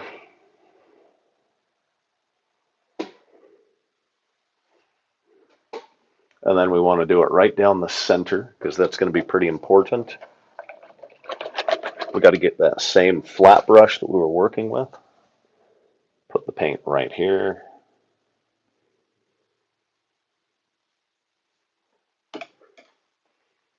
We've got to make it so that it's not as formed there. It has to be rather nebulous down here in the middle. And if somebody goes, no, you ruined it, it doesn't matter because the makeup brushes do all the work for us on fixing things as well.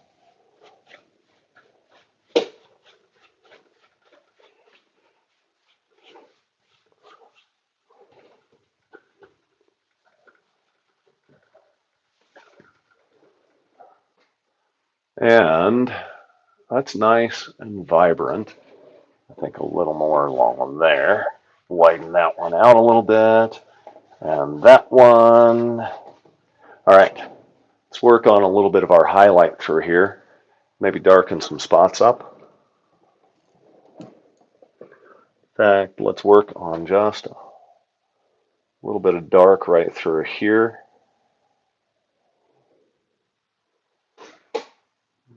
Yes, this will work out great.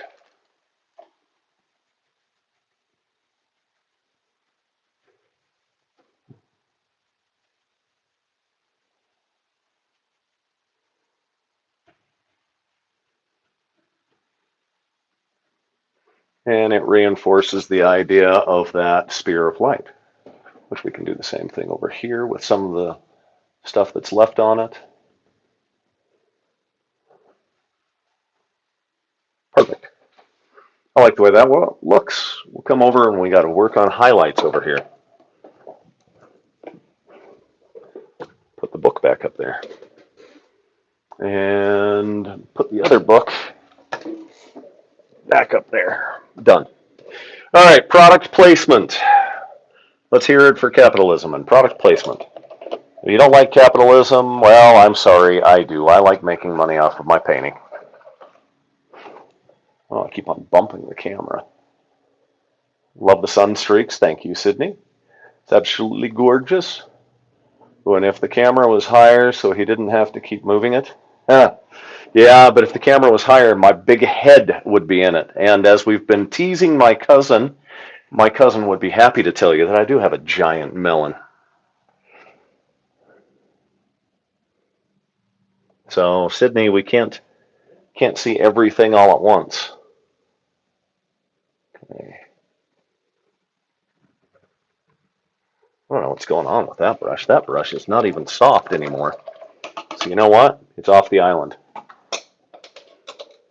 I'll find that like years later when I clean up that part of the studio. And by years later, I mean, clean the studio? What kind of artist cleans their studio, huh? Those things don't happen.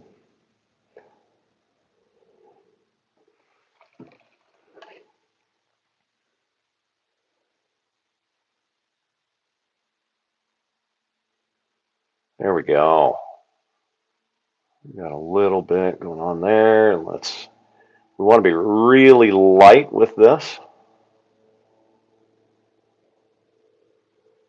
Because if we're not light with the way that we pull the paint across, it'll get too heavy.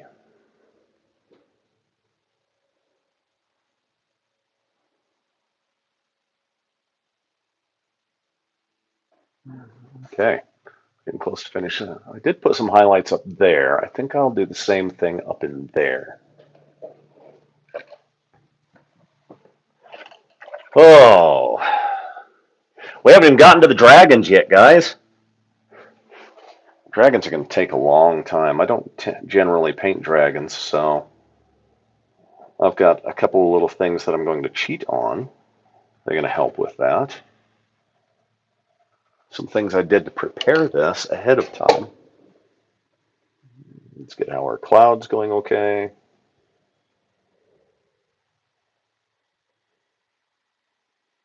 Maybe add a little more to our streak.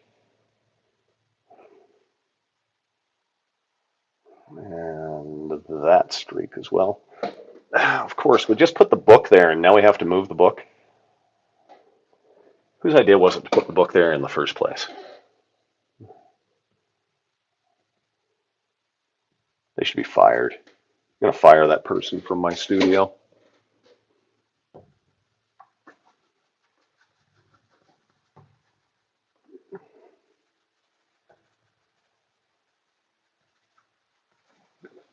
Okay, let's get some highlight in there. And guess what, guys? We're really close to being done with this portion of it. Let's make that a little wetter.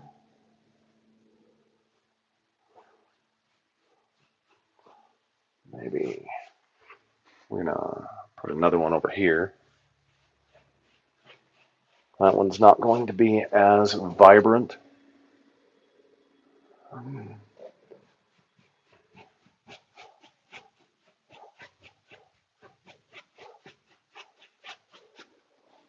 All right, highlights up there, and then we're ready for dragons. Okay. Now we don't need, somebody keeps putting the book in the wrong spot. Put something there, and there, and there's a little bit of highlight there, and there, and there. And then go to our fluffy brush.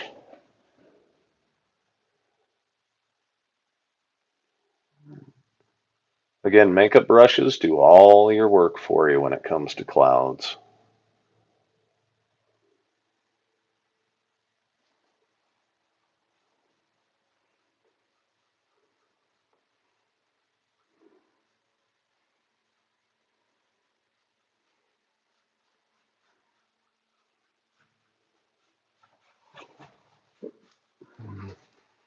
We need some more over here because we kind of need to be a little bit balanced with this. We've got some real nice sun streaks over on the other side. We need just a little bit more over here. Not wet enough.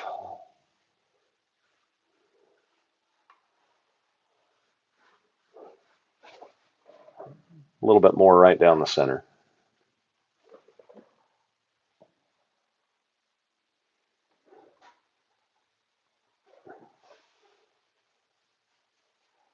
A little wetter. Okay.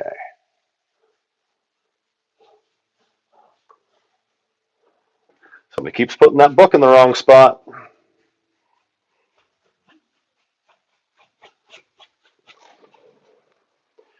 We need to be much more vibrant right here. So we're literally just going to do a glob of white paint.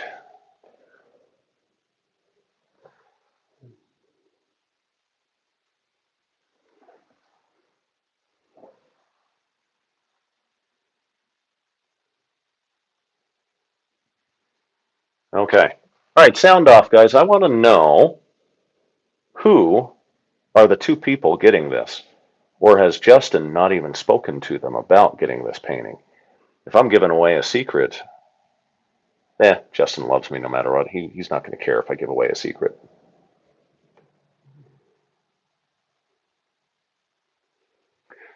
So Justin is a pretty cool cat. In spite of the fact that he's known me since high school, he still likes me. Okay. Ooh, you know what would be cool? An entire painting full of many different dragons. Sure. All right, let's see. It's a trick thing with the big heads. Ha ha ha ha. You always need more dragons. Okay, can't see the lower part of the canvas. Oh, okay. I will get you if you do. uh, sorry, Justin, you're too tough for me. Okay, let's put that up. Now, I told you guys I kind of have a trick for putting this dragon in, right? Well, that trick's pretty important, but first of all, where in the world did my hairdryer go? I gotta dry this real quick. There's a hairdryer somewhere here in this office. Ah, ha, ha! I found it! I found it. Crisis averted. We're good. Now, it's going to be noisy for a moment. You guys are just going to have to deal with that fact.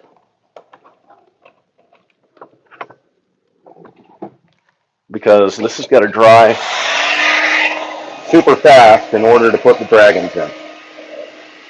Some people will ask, can you actually dry this? Can you actually dry it with, yes, you can make it dry super fast with a hair dryer, and it's perfectly acceptable. It works just fine.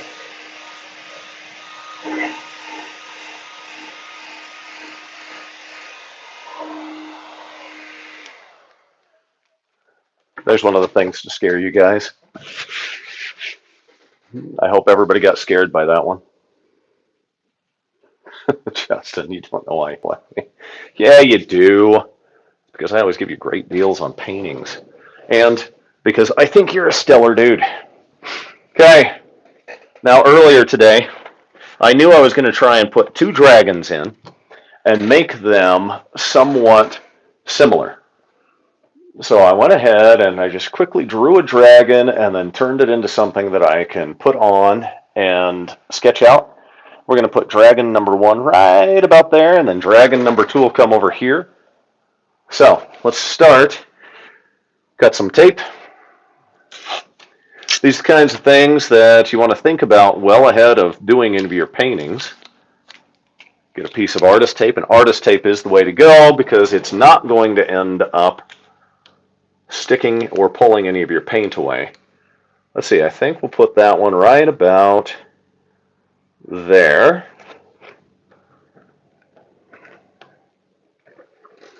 Now, we've got to get our brush full of some dark paint and trace that out.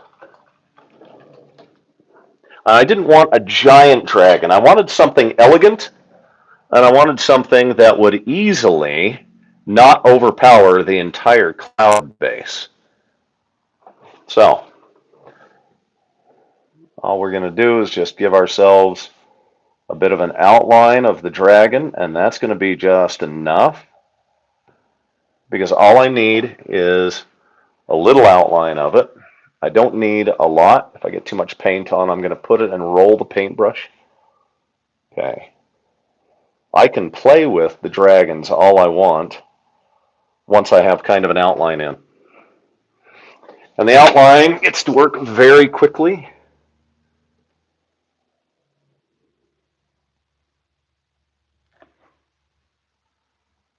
It's a nice little trick when you're going to try and make things look symmetrical with two items. The clouds, we didn't have to make them look symmetrical, but the dragons we do. So the dragons, we're going to just go along the edge, and anything that messes up we'll just play with.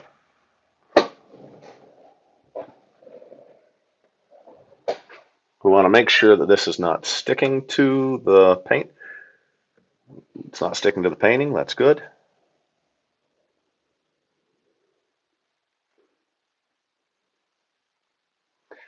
Preparing this in advance, I had to think in as many different ways as possible to be able to do this, to make two symmetrical dragons.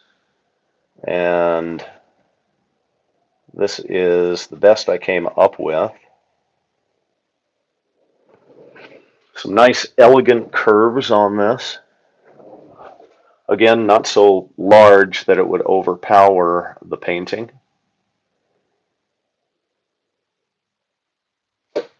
And these will both be on different cards inside the iMagi Kingdom of Thor card game.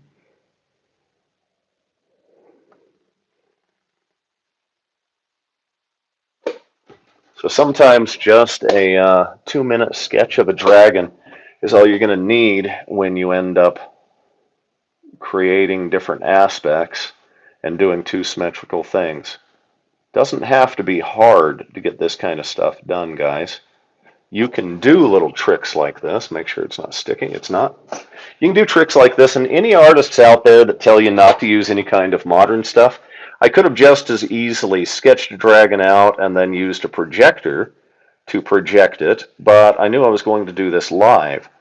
Any artists who tell you not to use modern tech like that, come on. Modern technology's here. Don't do things the super hard way when you don't have to.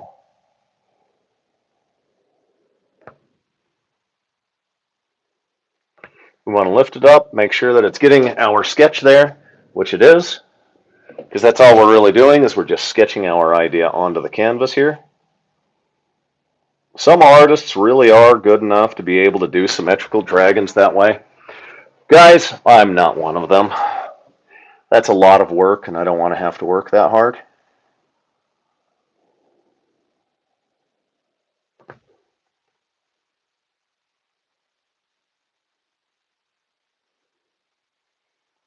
And some people are going to ask, why doesn't the dragon have any arms or legs?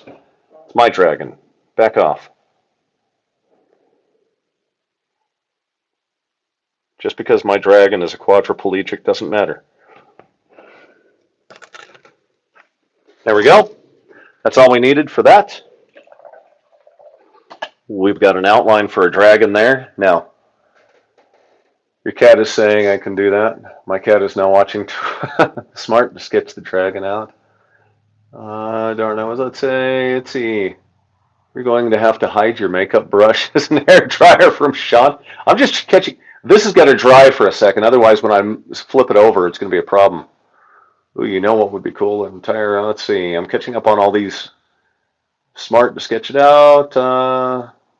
Why doesn't the dragon have arms and legs? See, I knew somebody would ask that. See, there it is. All right. It's a quadriplegic. You're going to make fun of a dragon who has problems, huh? Huh? Huh? Come on. That's just mean. Stop being so mean. Fine, it's not a dragon, it's a skyworm. Whatever. We're going to use the hair dryer to just get any of that, because we're going to flip it over, and we don't want any of that paint that's on it to just automatically go on the canvas, because it'll be in the wrong spots for the sketch.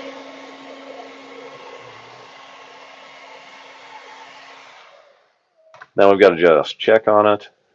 We're just going to pull every single edge and make sure, because we're going to flip it over. You're a terrible person. All right, let's see. We want to put it in approximately the same spot. Kind of a similar look there to it. Okay, let's get a little bit of artist tape. We cannot use the same one. It won't stick enough. So you got to get another piece. And you've got to be able to create it. Slithery snake. Okay. All right. Now, I'm going to put it in approximately the same spot right there. Now, the challenge is going to be getting an idea of exactly our proportions to put it into the same spot. Okay, so we're going to come over to right about there. That's where the nose is going to go, I think.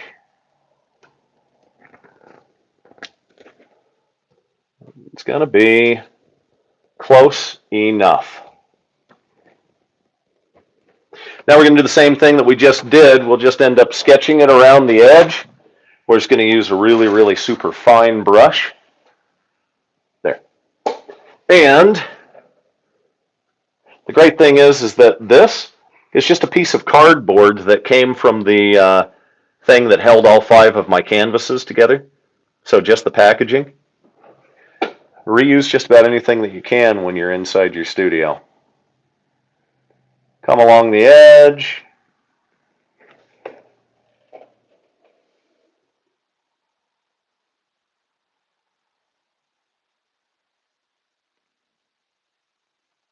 Doesn't have to be perfect because each one of the dragons is going to have a little bit of its own character. But it does have to be similar enough.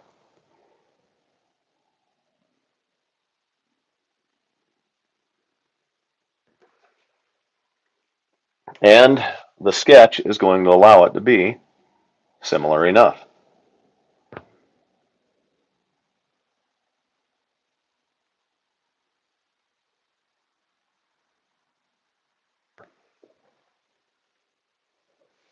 This takes a lot of attention to detail and really trying to make sure that you don't make any kind of big broad strokes, because that's not where we're at. We're not in the making the clouds spot anymore. The clouds are fun because that's where our big broad strokes are.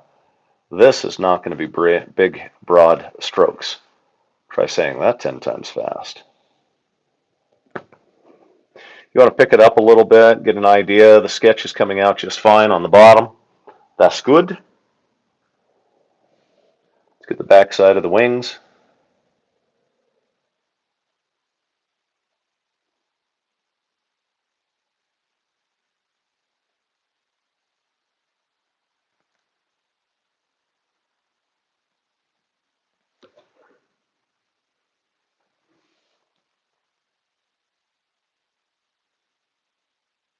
You know, while we're getting this done, let's talk about AI. Some people out there really hate AI. I mean, I'm not exactly a huge fan of it either, but let's talk about how you want to come up with some ideas. Listen, AI is not going anywhere. It's here for the long haul, unfortunately, and it does steal art. However, if you sketch something out, let's say that we sketch this dragon out, and then we want to get an idea of what AI can come off of that. Sketch the dragon out, feed it into AI, get an idea, and if that idea helps you paint, great, paint that idea. That is not theft because it's off of your own sketch. We've got to make sure that doesn't move too much.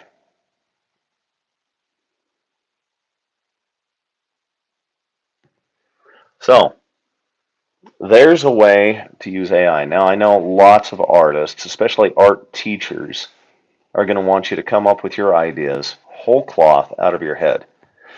Just remember, art teachers in academia and sometimes in high school, they live in their own little ivory tower. Generally, they're not artists themselves, they just teach it. And if they're just teaching it and they're not actually doing anything themselves, then don't necessarily listen to them. That's all we needed. Got a little spot right here that all we've got to do is just bring it in. And there. Now, I've got a lot of paint right here. As you can see, some of that just hit right there. This is another thing these makeup brushes are good at. If you've got something that a little bit of paint hit on, you can use a makeup brush to pick it right up. Boom, you're done. Okay, let's move from that one over to this one. AI is bad for the environment, true. That's true, because it uses a lot of water. But it's not going anywhere, guys. It's going to be here. Let's see. We're relatively similar enough with where we're at with everything. Let's start making a dragon. Now, we've got all of these reds. We're going to go with green to pull ourselves out from the background. Now, I'm going to show you guys something. This is where all of the paint that we've been using is. We're going to take this one and we're going to put it down on the floor, out of the way, where we're not going to run into it. We got to get it out of the way. And we have another one underneath our tinfoil hat. We're going to take that one and we're going to put some green in it because this is mostly empty. It's got a little bit of blue that I used for the sky earlier on it. So it's okay. It's mostly empty though, and we've got to grab some green. Okay, when we're looking through our green, we've got sap green, chrome oxide green, hooker's green. I like that one. More chrome oxide green, gray green, grass green, and what else do we have down in here? We've got some phthalo green. Okay, we're going to use all of these. Now, the first thing we need to do is get ourselves some on our palette. So, I'm just going to get some of this out on our palette and go with it. Boy, that one is just terrible. That one must have gotten punctured. It dried up. We're not going to use that one. So, one color's off the island, guys. Now, this paint right here, so this is M. Graham & Co. This is from up in the Washington area, I believe. Some of the best paint you can get. Heavy, heavy, heavy on the, finally it opened. Heavy on the pigment. Probably the heaviest pigment paint there is out there.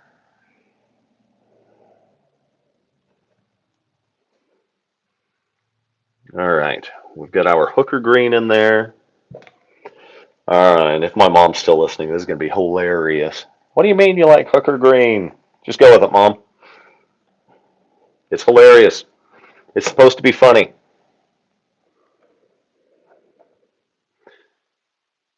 Oh, of course, one of these tubes hadn't been opened. Now, we can't just have the green. We've also got to get some really, really dark blues. And we've got to pull out one of my favorite colors that I've ever used, which is Payne's Gray. Payne's Gray is a semi-transparent, super dark color. And it's going to be nice for mixing with the blue for the back edge of our dragons. Right now, we're still just in the midst of putting stuff together, right? Well, Sean, I'm going to head to bed. Got to work in the morning. I'll look for the finished product. It's going to be like an emerald dragon or more like a dark green. Green and purple. Who said green and purple? Oh, that was Sydney. Green and purple. Well, it's an interesting color. Sure. Green and purple sounds okay. Why don't we do one of them that way? If we're going to do one green and purple, we really need a different color for the other one. All right. Now, what time is it, by the way? I don't even know, guys. I've been doing this for 118 minutes.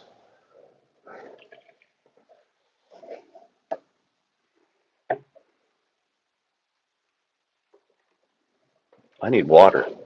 Got to get something to drink real fast.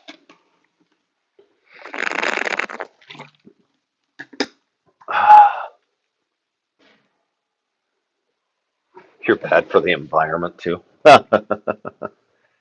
I'm going to take some green. We're going to mix it with some of our phthalo blue. And the first thing we're going to do is just pick out just the back side of our dragon wings. Just give ourselves some dark, rich color through here. We're going to do the same thing. Oh, we just did that there. We can do that over here as well.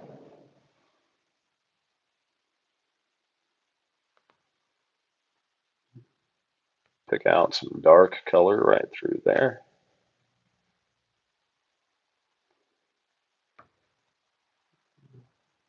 And there.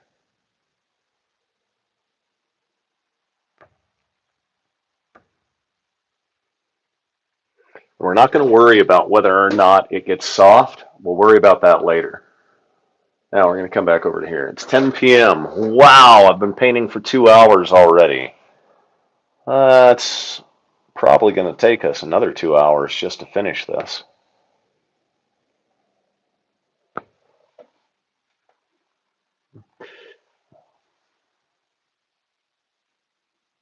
We just want to bring this along the back edge because now we're going to pull it away and give ourselves some contrast. And we've got to be cognizant of where the light source is going to hit. It's definitely going to hit through here, but you see how this turns up a little bit? That's not going to be as dark.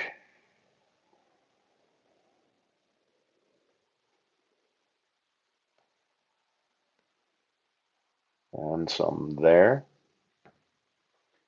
All right, and then definitely down here.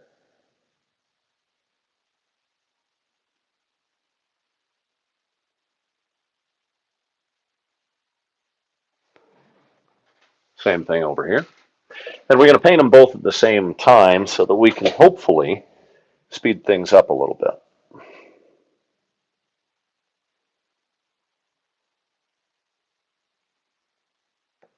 And again, limited edition prints of this will be available.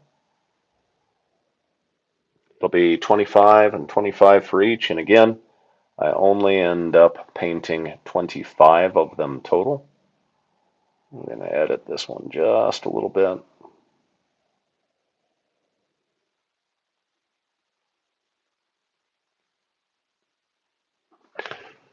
If you're going to pivot on your canvas, you need to make sure that you don't have any paint on your fingers, or else you will leave some there. That is heavy. We're going to just pull that there. And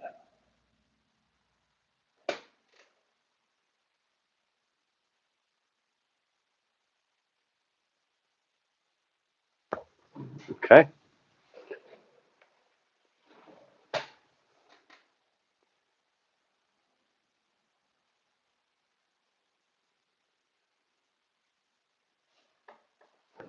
Okay. All right. Let's get back over to this one. Now let's go along our forefront. Going to mix ourselves up some lighter green. Get a little bit of yellow in with it. It's going to be kind of a gray green to begin with. And we'll get the forefront of our dragon going here.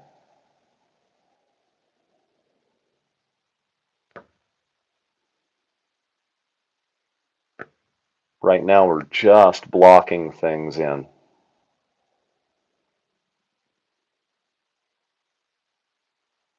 We're not at that spot where we could really go willy-nilly on the clouds. We're at a detail spot. So your detail, you have to decide how and what's going to go in first. And blocking in is just a method that I like using. We'll probably make that a little darker there because that's where the shadow is going to be. Let's just block in our entire head for our dragon and get the other horn coming in there.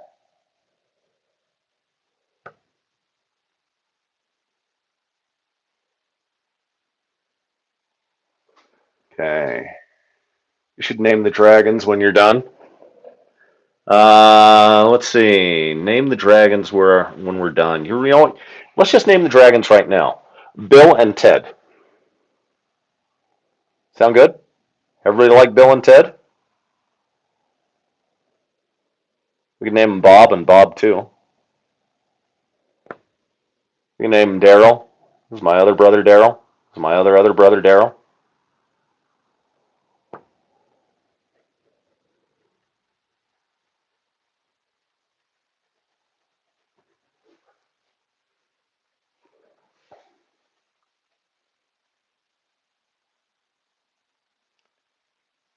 I wish YouTube would let me have some music playing while we're going through this, but I did that on one video and then they blocked the video. It's just some old 60s and 70s music, which was great. Okay. Nope. Hope and Ireland. I don't know. I'll decide. Twist my arm. We'll see. Or we could just leave it up to the people who are going to get the paintings. I understand it's going to a couple of people in Arizona.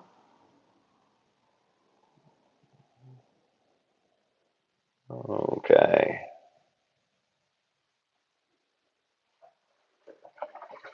We're not going to be using giant brushes here, but we can move over to some makeup brushes and just get the paint to move around a little bit faster.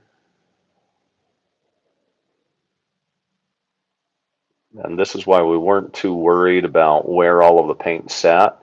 It's all going to get covered up anyway. The makeup brush will make it blend together a little bit for us as well.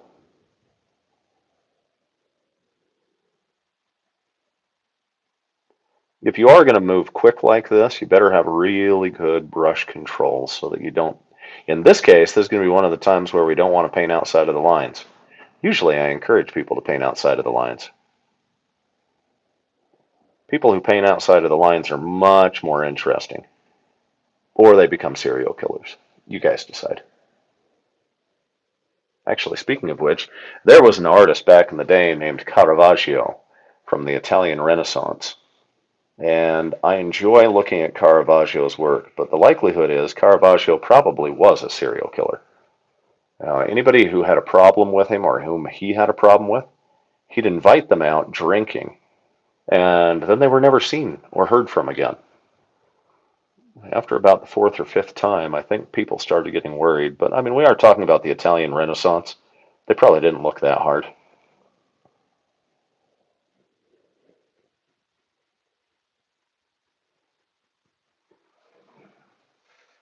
Okay. All right. Mira and Myra, Flotsam and Jetsam. See, now I like the idea of Flotsam and Jetsam. That's funny. I was going to say that. I wonder why I find that so appealing.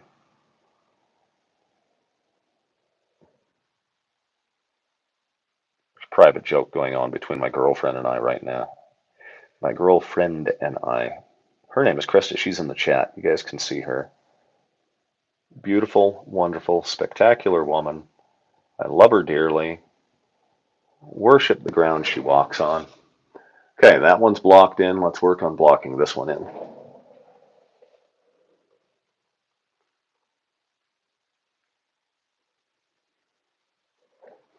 Okay.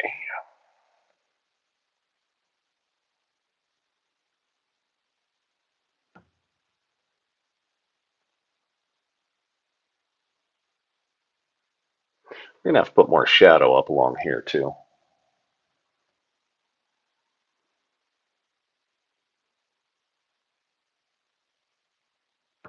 Again, that brush control comes in vitally important here.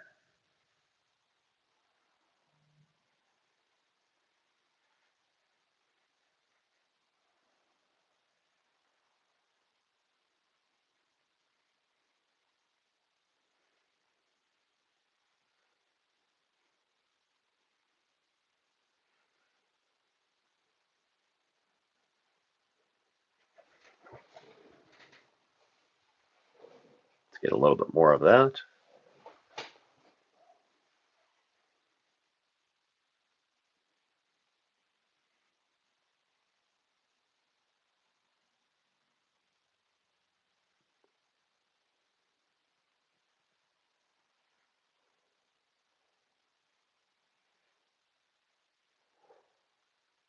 Okay, so we're past the naming of it because I haven't decided what to name them yet. Although, since they are going to go on to cards in the card game, I guess I better come up with something. But they will probably be cards that I design to play together in the card game.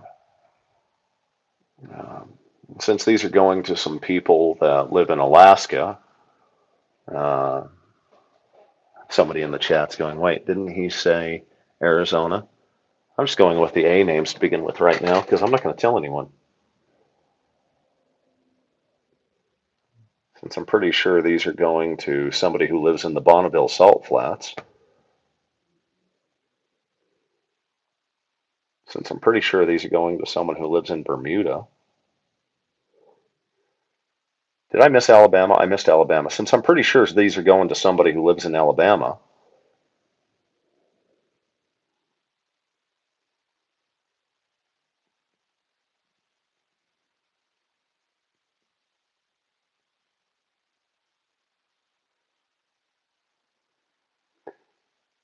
Okay. Are there any states that start with the letter B? There's not, are there? There's no state starts with the letter B. We're going to have to go far afield for this, since I'm pretty sure these are going to someone who lives in Belarus. Gross kidder. Let's see. Oh my gosh. Thanks, Emily.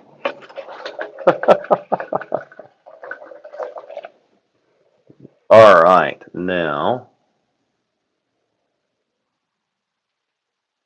we're going to get a little bit more yellow on this. Because right now we're just getting color in here. Just blocking it in and making it so that it is transparent, because then we can work off of it for anything else that we need to do.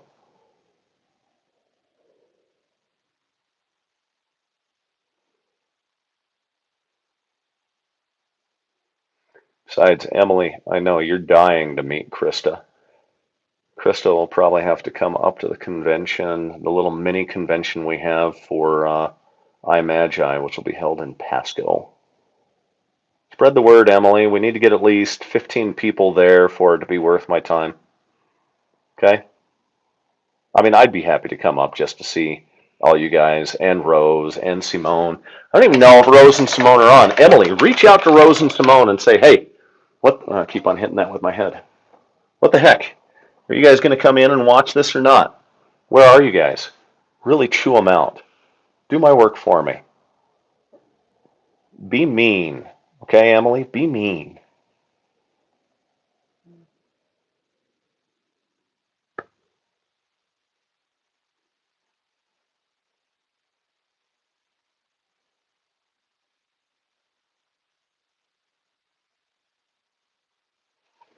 Okay. Now let's get back over to this guy. Guys, this is really the boring stuff. This is just getting it blocked in and getting color on it. Because if you don't get it blocked in and get some color on it, then it doesn't work. It's got to be transparent and pick itself off the background.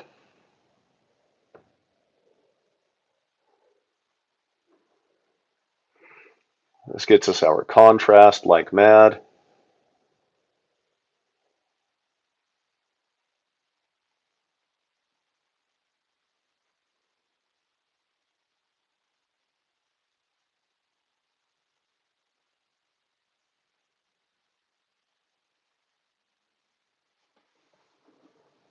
Okay, now,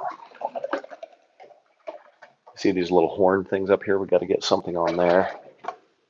Otherwise, it's just all on its lonesome up there. Okay, let's see here.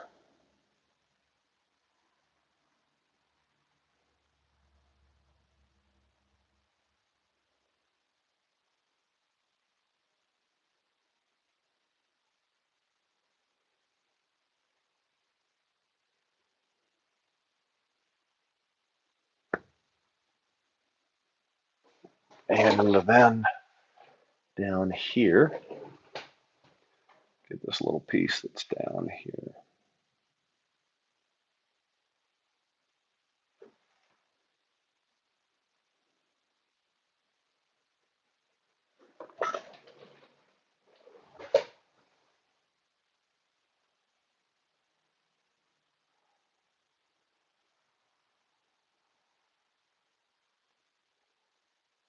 Let's see, I want this to curve back.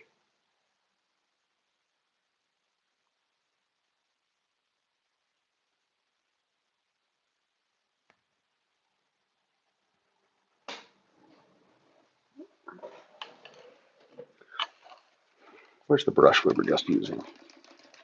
That one was doing a good job.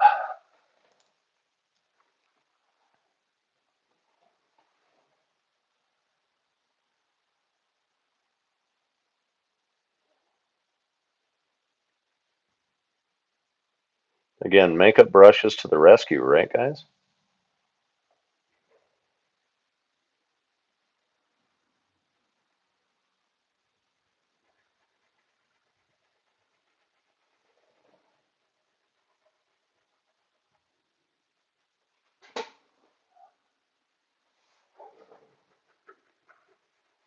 Okay.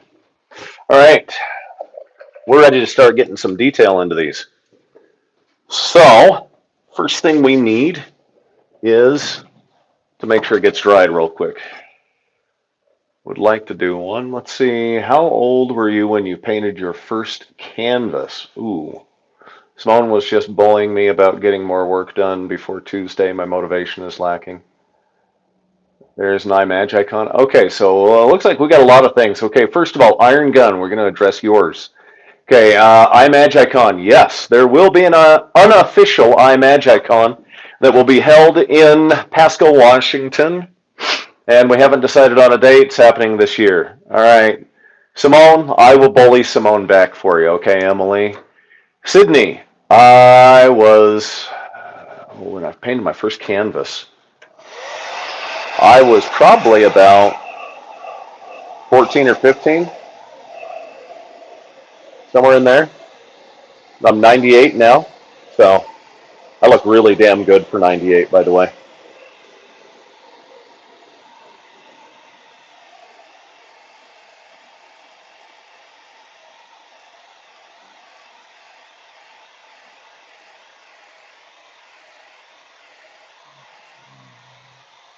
We're just drying this off right now. Sean would like to do one. Sean would like to do, the iMagi icon. It's not Sean would like to do one. Sean's going to do one. Hold on, it's going to get loud.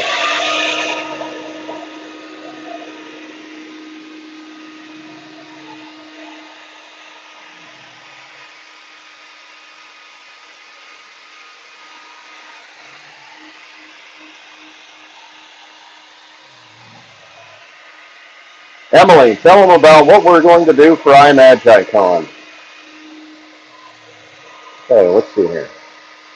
I think we can probably get both of them just like that. Okay, there we go. We need some permanent black for this next part. Permanent black.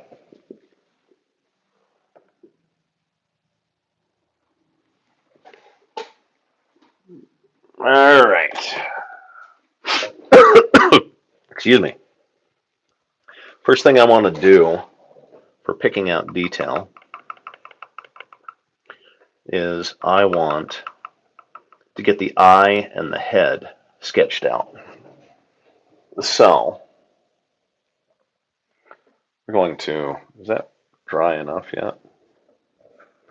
It's a little tacky, but all right.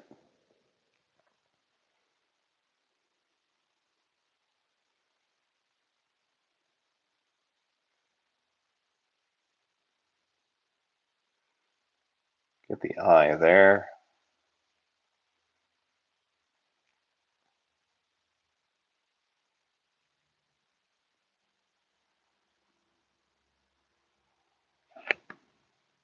Let's give it a little bit of beard going on here.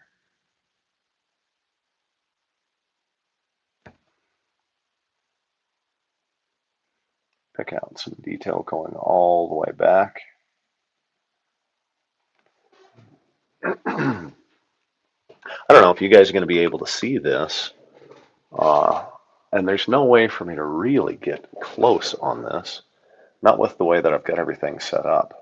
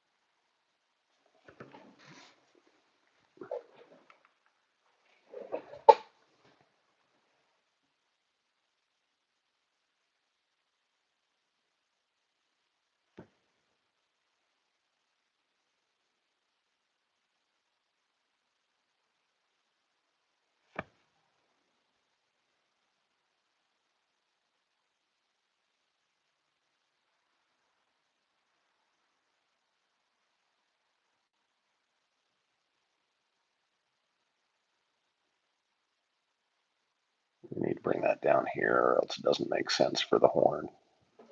Let's change that on the fly. Get a better grasp of what we're going to do here.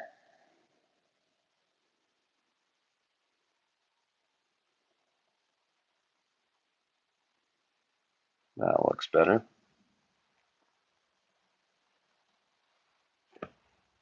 Okay. Work on the beard just a little bit.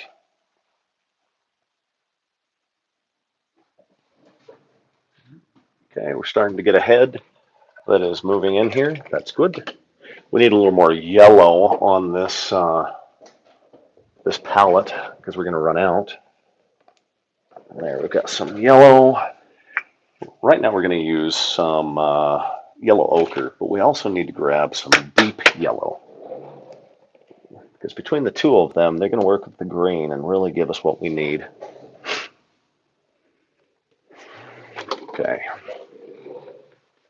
Let's get back to working on this head, shall we?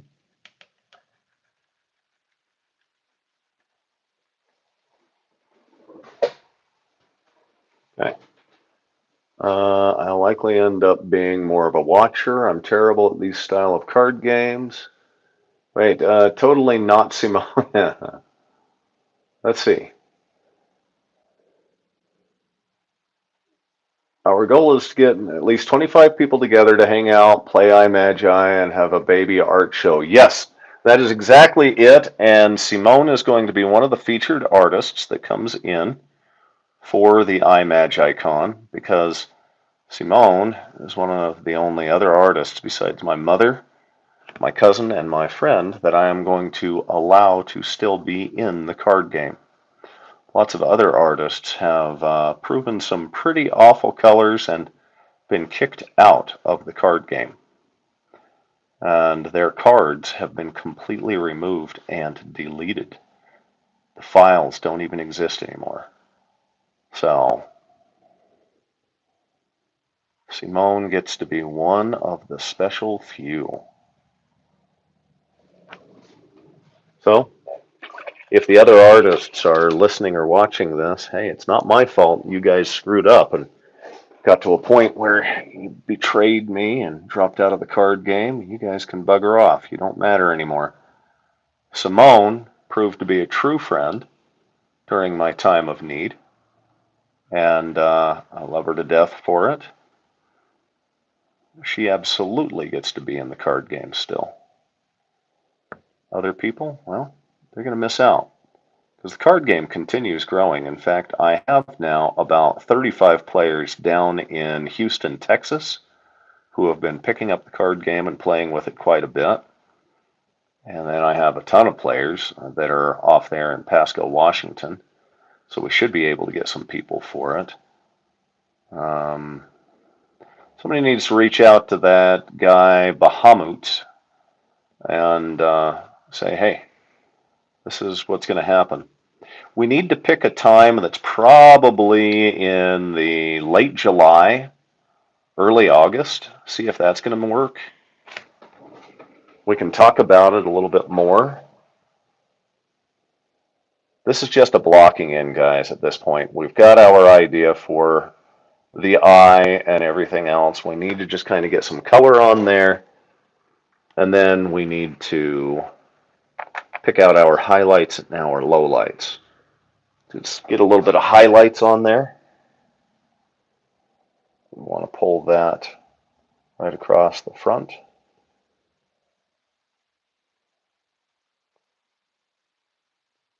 Right through there as well.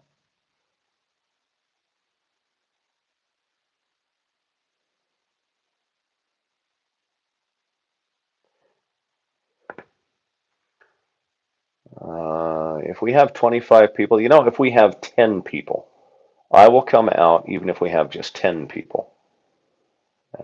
And the big key to this is one of the things that upset me the last time I was there is RadCon usually was the unofficial iMagi convention, because the iMagi artists would meet together for breakfast and we'd meet together for every meal. We'd hang out. We'd talk about the card game and the direction that the business was going. We'd strategize for the future. And then what they decided to do, every single one of them didn't spend any time with me.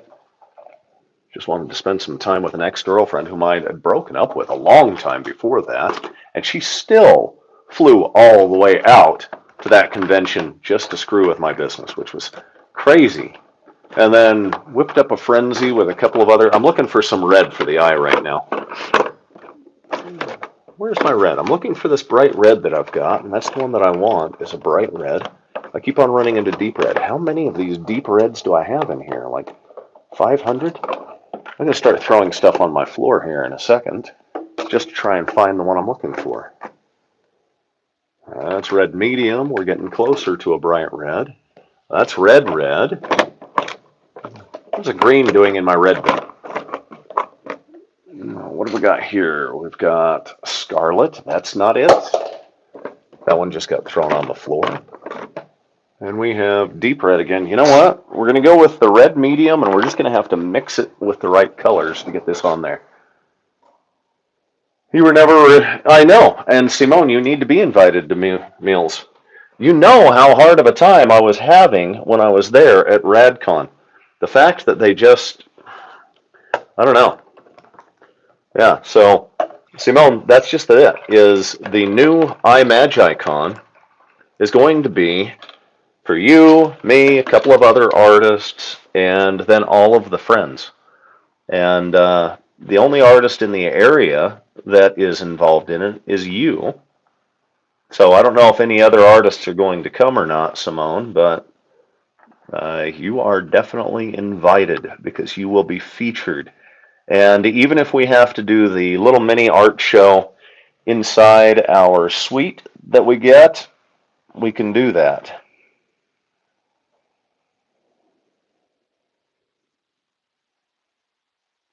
We've now got an eye. Okay, good. We need to go back into our black and pick out a few more details of the dragon's face, because we're talking about itty bitty little teeny things here.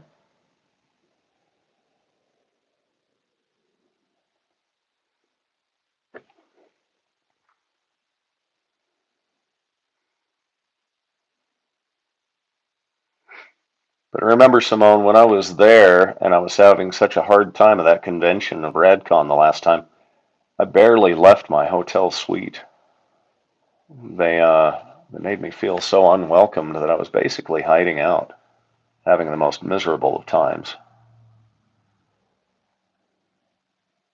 I'm not going to let them treat me that way again. That's why we started the entire war with the Spite and Malice paintings.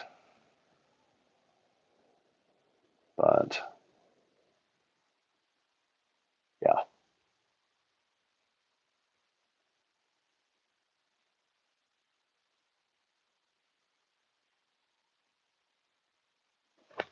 Okay, dragon's head starting to come together. Sean. I believe I'll be closer to you in New Mexico in July. Oh, okay, so we have to try and figure out a different time.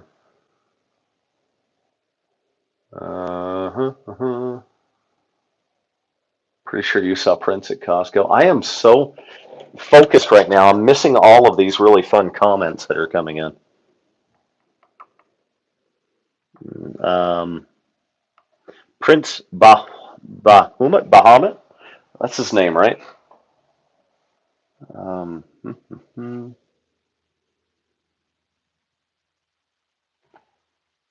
let's get an elegant curl here. A little more coming off of.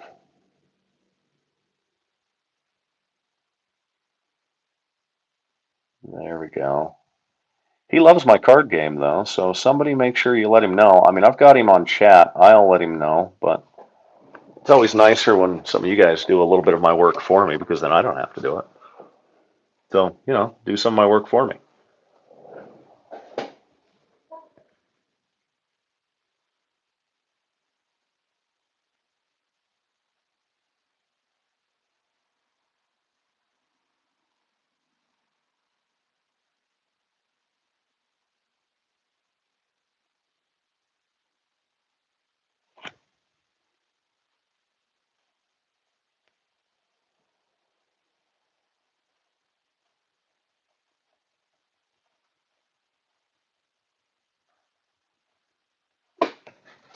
all of this is really fine brushwork that you have to do through here. There's just no way to really speed it up.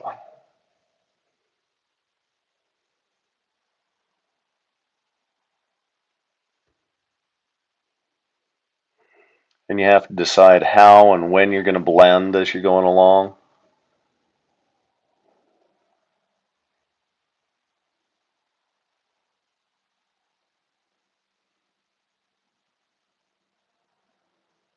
And how you're going to layer everything as you go along as well. So, all right, let's see here. I get severe imposter syndrome when I hang out with them. It's a lot of fun, and I love Mike. Mike's great. Rob's great. Echo's great. Feel like a child compared to everyone? Well, don't. You know what? They decided that they wanted me to be the devil that they can blame things on. I'll be the devil.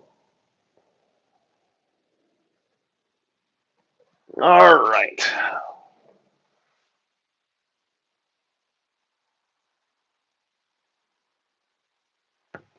Okay.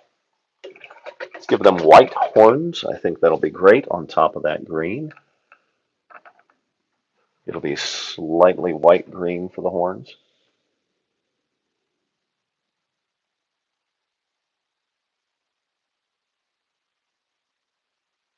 Echo is super angry with me right now. That's okay. People are allowed to be angry. Generally, I think that most human beings carry around a bunch of garbage with them. And they need someone to blame things on so that that individual becomes their human garbage can. And if that's the case for some of these people, I'm going to accept that. I don't have to like them for it, but that's all right. I'll be their human garbage can for a minute.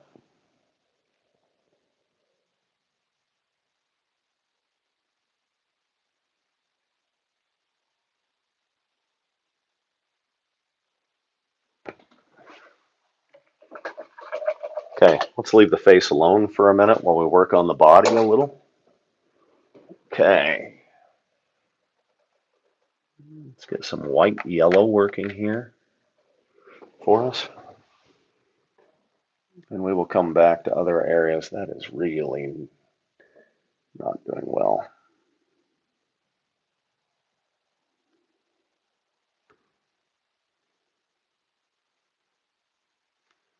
Simone, one of the big things is stop trying to paint to impress your peers.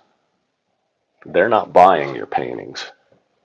Paint to impress your fan base because they are buying your paintings. Everybody wants to be accepted by their peers, but you know what? They don't pay your bills.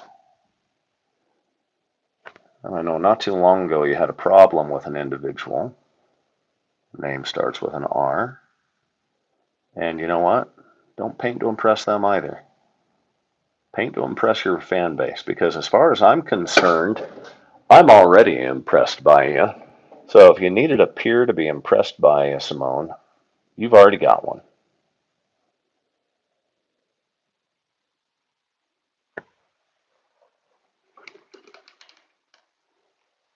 Okay, let's get back into this.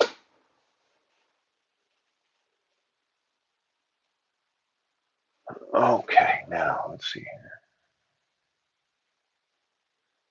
Well, that's okay, even if you aren't painting to impress any of them, and just the fact that you feel like you've got imposter syndrome around them, you shouldn't. Not a lot of them are doing what you do. Not a lot of them will go to outdoor events either. I particularly enjoy outdoor events. But again, if you want to know that you're not an imposter, Simone, you impress me like crazy with your work. I think it's fantastic.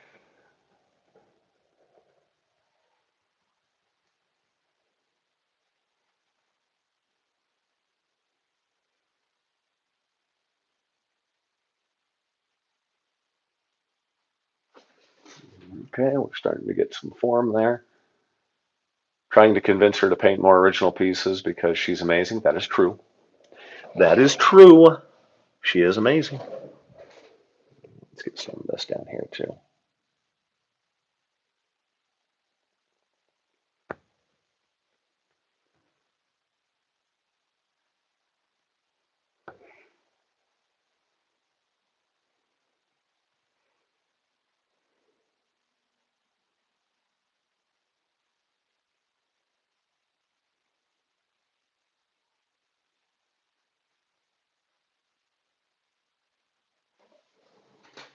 Okay. I am generally happy with the way that's looking.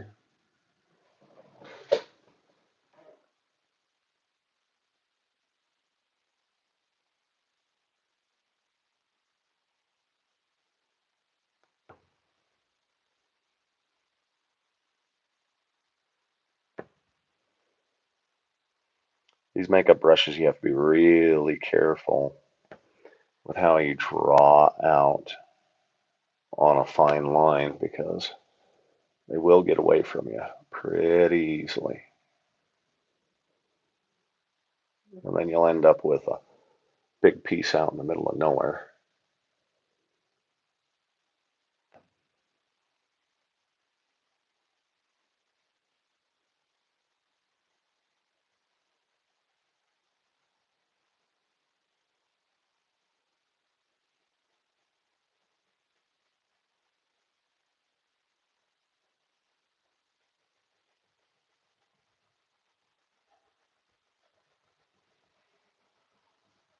We just want to get a transition up in here.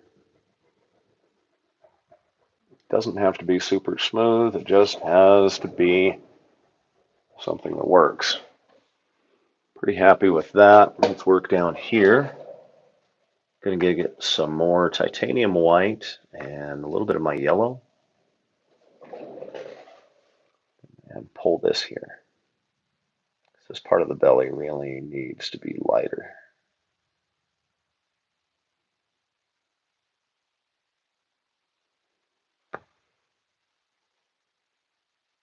Always keep an idea of knowing how your light moves and where it's coming from.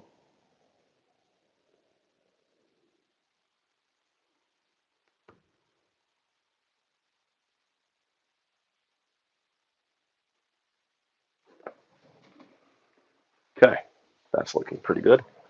Let's work a little bit more on the face, and then we're going to let that dry and move over to the other one.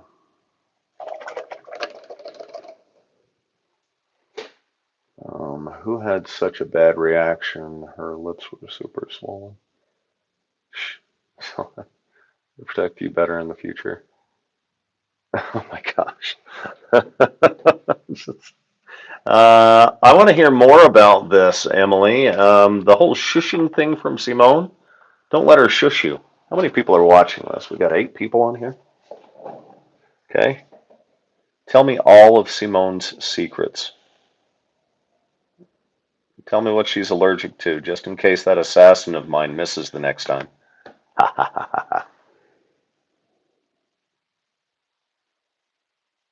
That's it. That's true, Simone. Secretly, I have assassins coming after you. True story.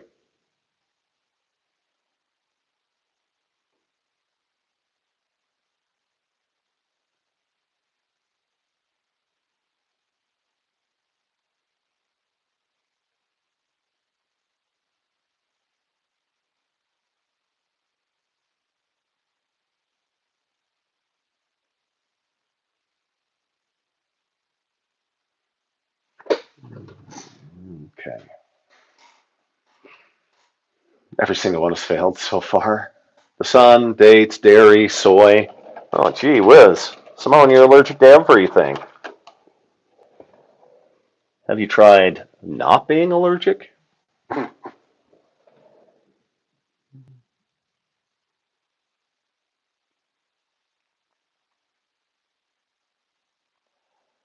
As long as we're talking about things, what I want to know is what else beside at this upcoming iMagi. What else besides doing meals, having a little mini art show, and in general playing the card game, just hanging out? What else should we do?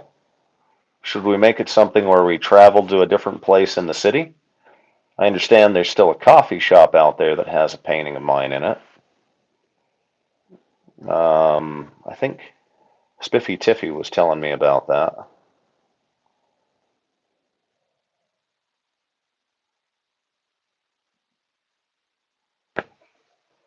So what else should we do? Hmm?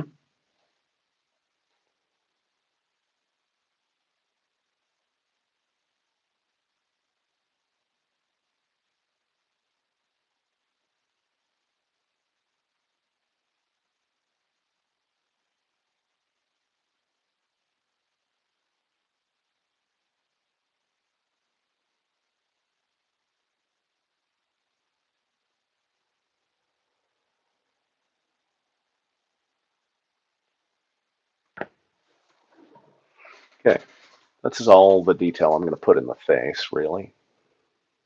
Let's move over to here. We can start working on this one. Forgotten, Sean, you almost stopped breathing. Don't talk about the almost death. Hey, we're going to talk about mine. I mean, the amount of times I've almost died is ridiculous. You know what? I don't want to work on this one. I want to finish this one up first. So, oh, the Caterpillar Cafe.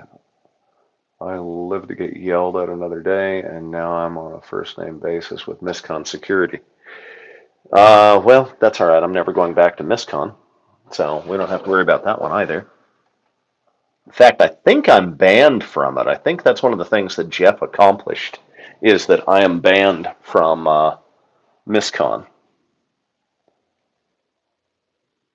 But that's all right. It's all the way up in Missoula, and that's a hard one to get to from where I'm at. It's a lot of traveling. It's not that much fun for me. I don't think I really want to go to that one anyway. And I had already told everyone I wasn't going to that one again anyway. But yeah,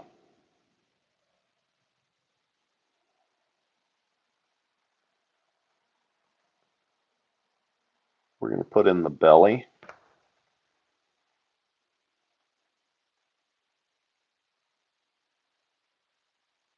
belly of the dragon.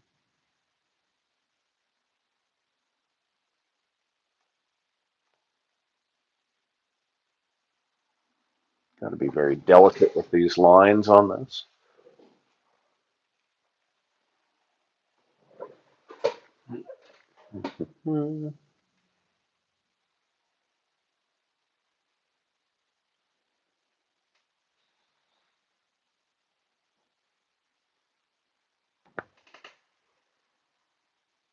And bring it through and get to the tail. Now, let's get the rest of this put in for this dragon.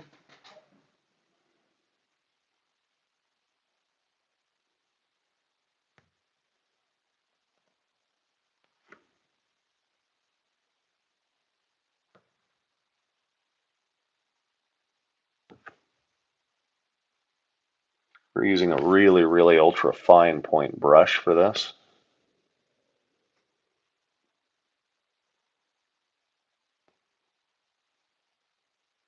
Got to make sure that my fingers at the top that I'm using for the pivot don't get to touch any of that.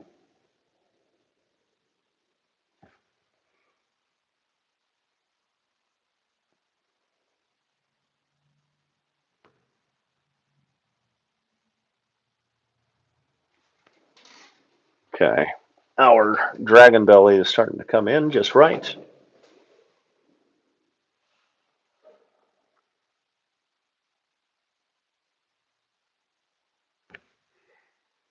The last thing we will add when we do this is going to be stripes of different colors. That's got to wait until we get all the way to the end. Get a little bit more of this nice inky black blue that I've got.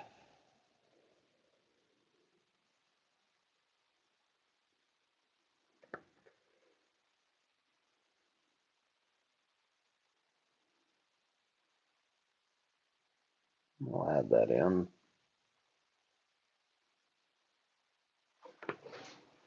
Get a little bit more of it. And now our dragon is starting to take form. This is perhaps not the way certain people would do their dragons, but that's the nice thing is dragons, as far as I know, aren't real. I know if you talk to other people, they're real, but as far as I know, they're not real, and that means I can paint a dragon however I bloody well feel like painting one.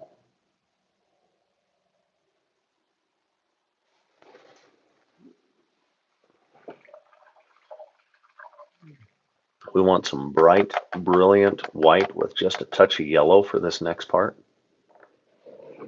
And that's going to be, got to get it to a point, so we're going to draw it to a point there.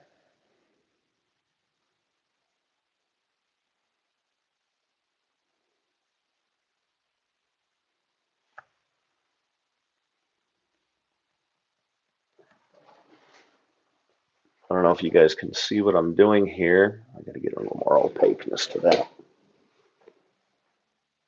Drawing a highlight right along the belly here for some of these belly lines.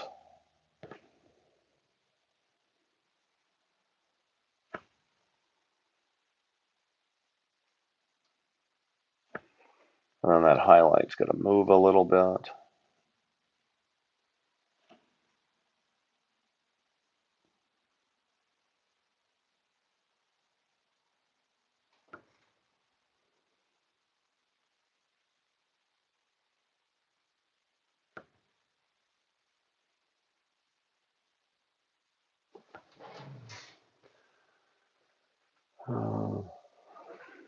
Okay, let's get a little bit more. If you don't get the opacity that you're looking for, just got to go over it a little bit more. If it's still a little too transparent, wait for it to dry for your first layer, and then go back over it again. Okay.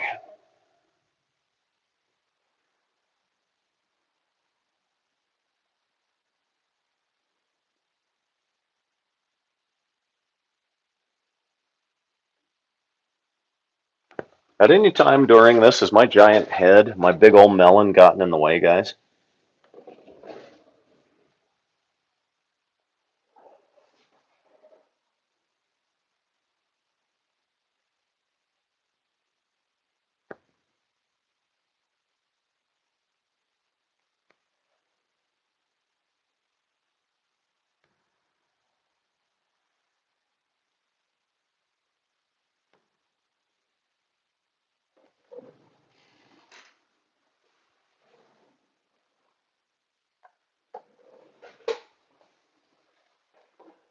Let's get more of that in there.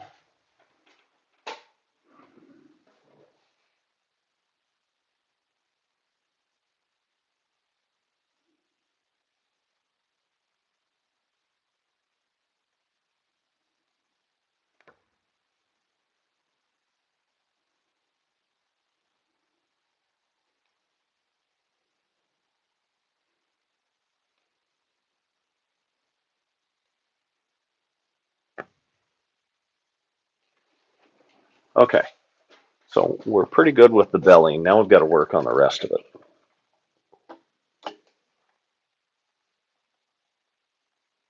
Question is, do we have big, giant scales or little scales? I don't know yet. Let's see.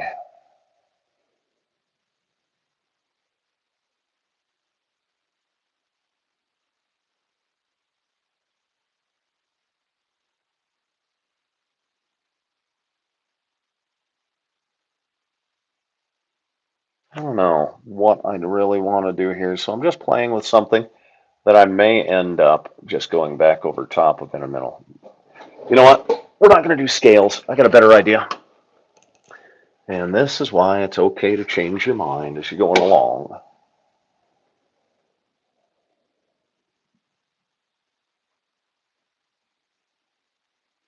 We'll just make a little bit of texture on it and just kind of go with some texture. Because when I bring in my stripes, I think that'll make all of the difference.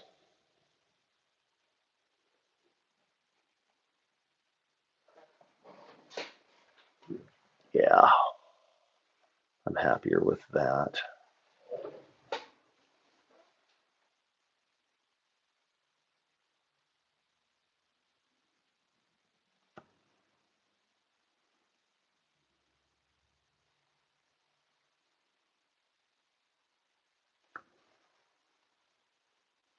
The stripes will be much better going this way.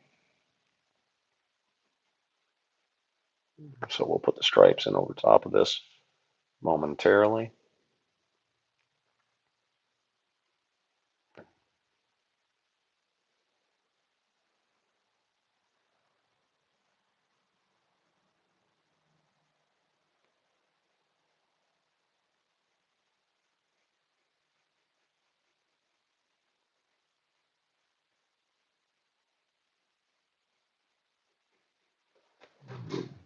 Yeah, this is much better. I like the way this is going. This direction's better. Feels more defined. Yeah, that looks pretty good. The stripes will make all the difference now when we do this next part.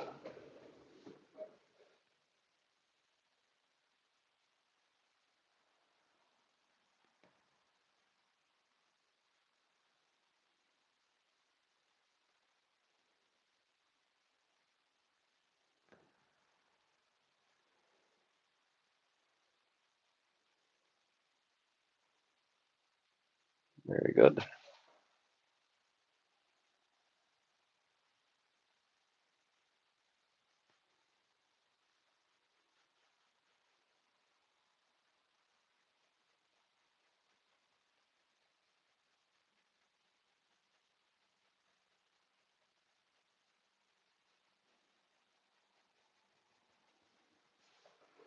Okay, let's get a makeup brush and soften that up.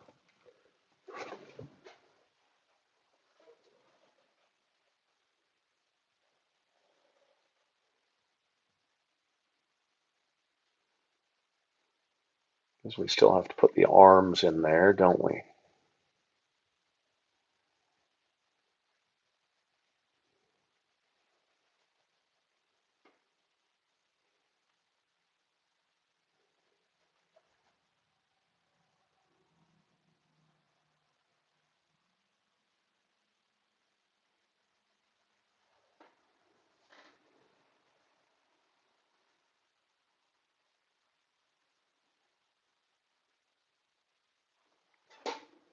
Okay, so far so good. That's got to dry before we can do anything else. When you make cards out of them, I want one of the first cards you make of them. They are beautiful, agreed. I'm just reading all of these comments now. They're both going to be green, and then they're going to have stripes on them that are very cool. So, again, slightly different on each one of these. And those stripes are going to make a real big difference because that's where the character's coming in. You know what? Let's go ahead. Let's try this up. I'm going to do this entire one first so that it answers lots of questions.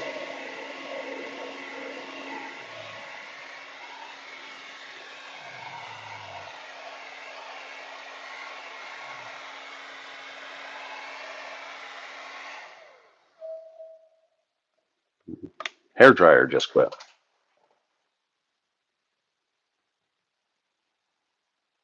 Still a little wet. I think.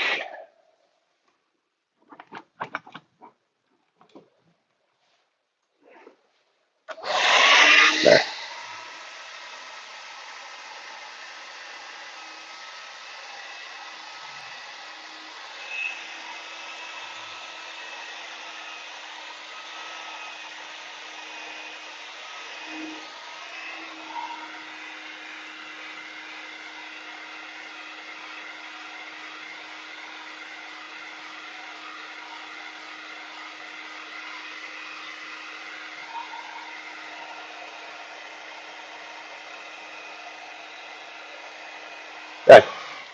That's dry. It's a good thing I got this hair dryer and all of these makeup brushes. Somebody walking into my studio might think I'm some kind of a cross-dresser. Okay. This is not pulling itself out from the background well enough, so we have to fix that.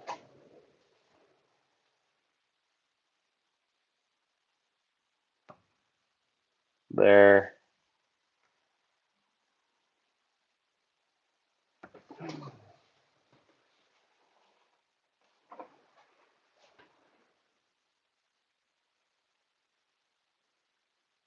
This is all the really tiny, tiny little detail work, guys. This is the stuff that drives most artists nuts. And then there's the artists that like it, which are just as weird.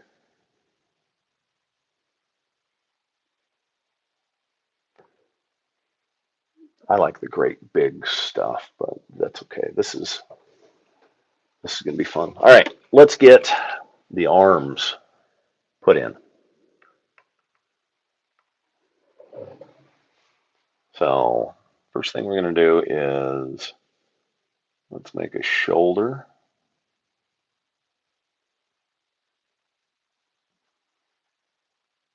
Come off of here for this part of the rib of one of the wings.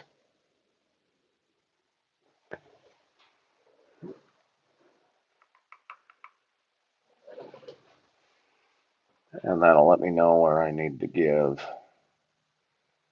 this part of an elbow. That's what we're going to call it.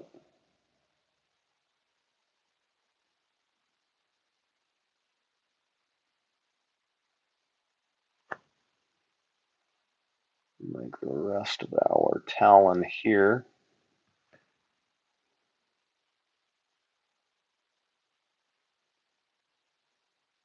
Come down for there.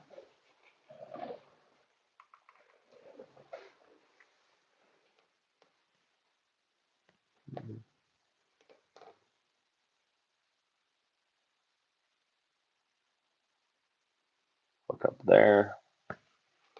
And then this. It's going to be very dark all the way out to the tip.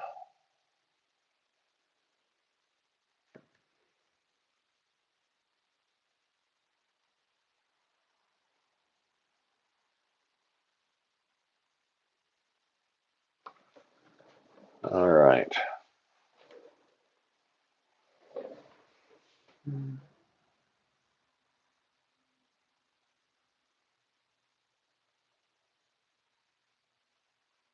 Hey, Justin, should we end up doing a little mini iMagi con in Boise as well? Or near Boise? I've got my cousins out there. You're out there. Boise's got to be near some more of my fans, I'm sure.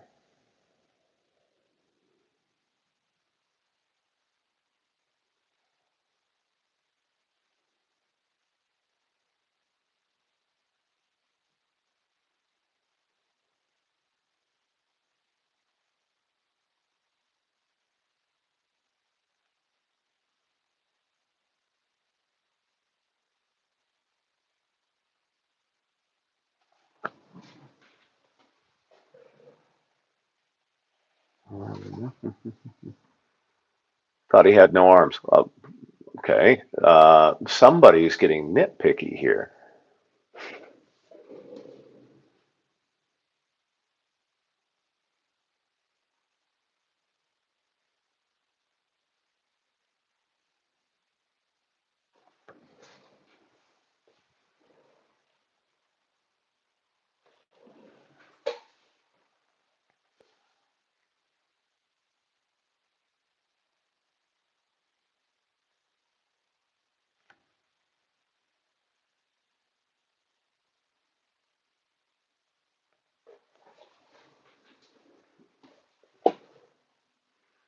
I'm going to go to a different brush. That one's just not doing exactly what I want it to do.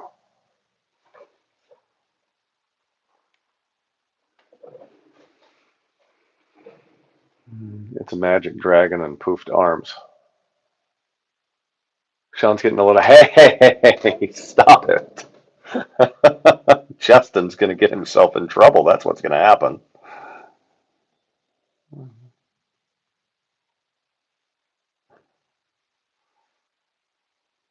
Let's see.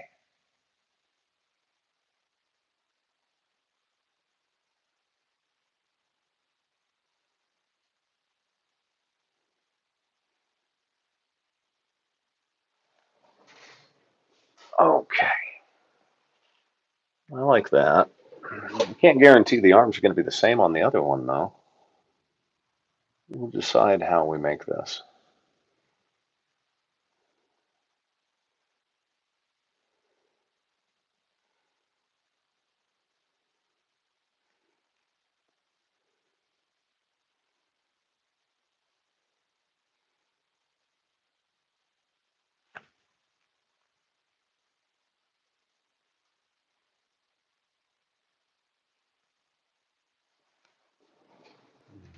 Okay. Pretty happy with that so far.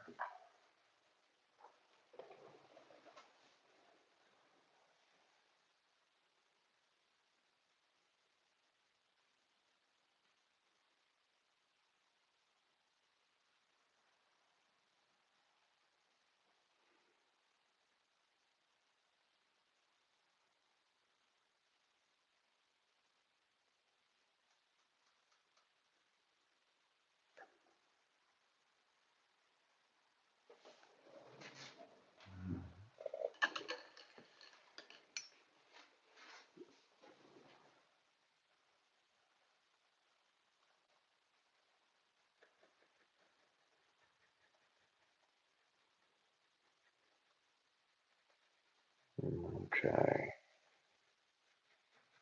We've got to darken up in there, but first of all, we got to work on this.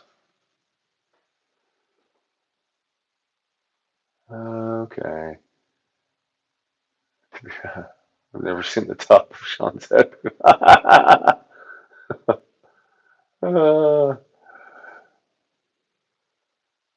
Yes, I will see if we can get into Barnes and Noble for an author signing. That'd be great. Uh, oh, you guys are hilarious. Okay.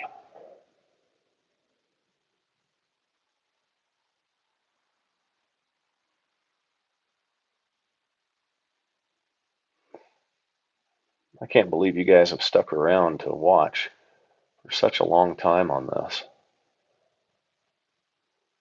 I'm about to say something hilarious because I don't think I'd have that kind of an attention span, says the guy who just is spending this entire time painting a painting.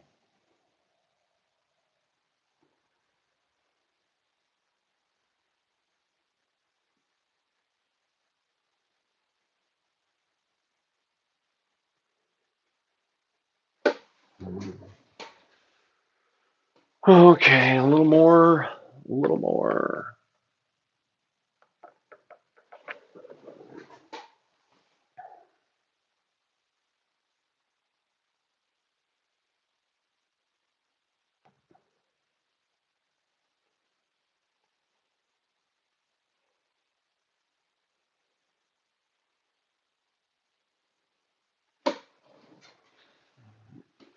Yep. And then maybe just a little through here. And let's clean this same brush and soften it up just a hair.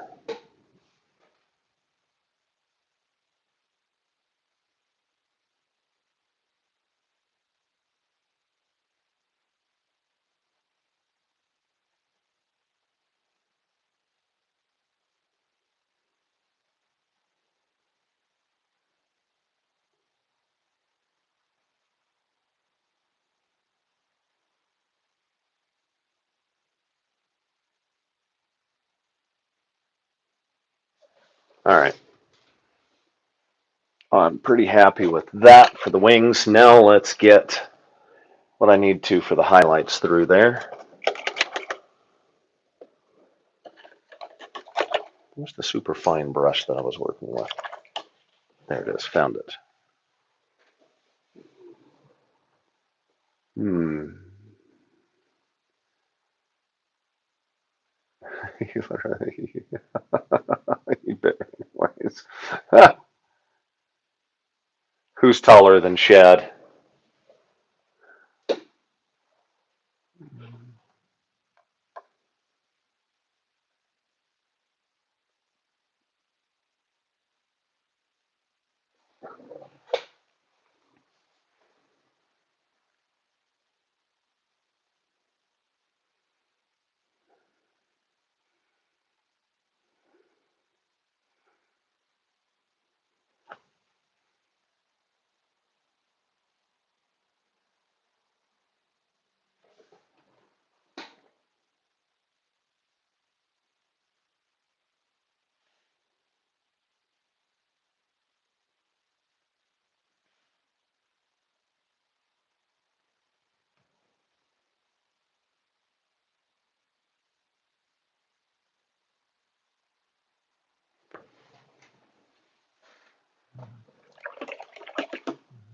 We're getting there, guys. This stuff is the slow going part, but we're getting there.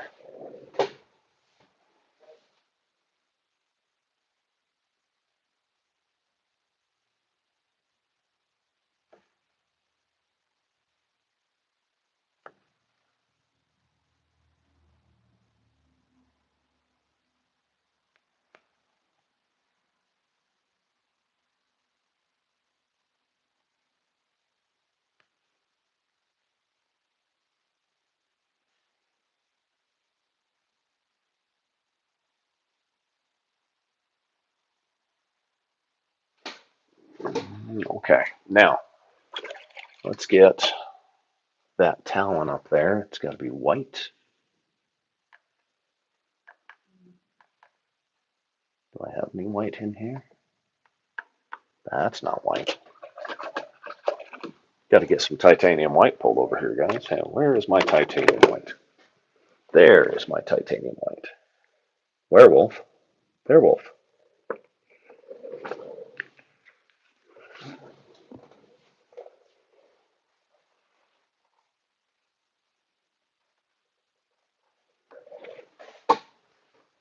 Okay.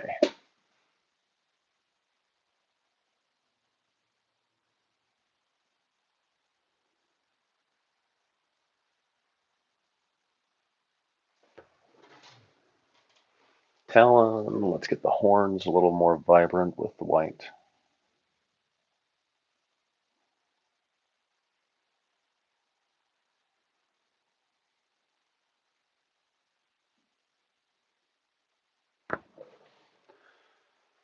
Okay, and we have a little more vibrant white. I think we'll add a bit more on our highlights here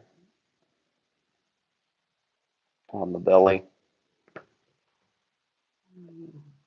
We can probably do that pretty quick.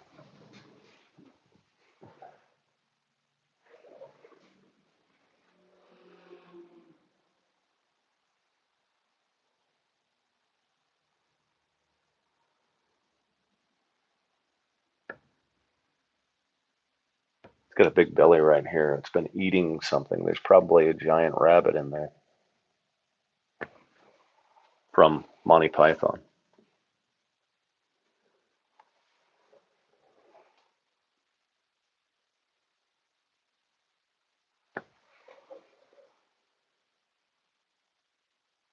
The Vorpal bunny. It's got really big fangs. You get, I soiled my armor.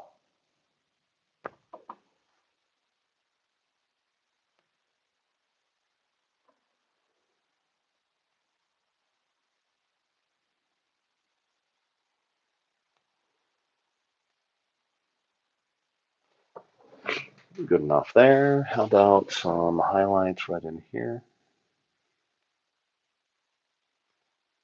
Maybe a little there.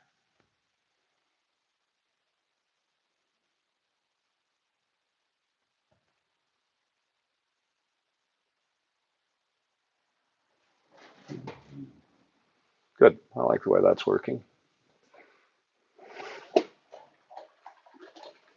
All right, now the stripes. This is the part that's going to make some of you guys go, what in the world are you doing?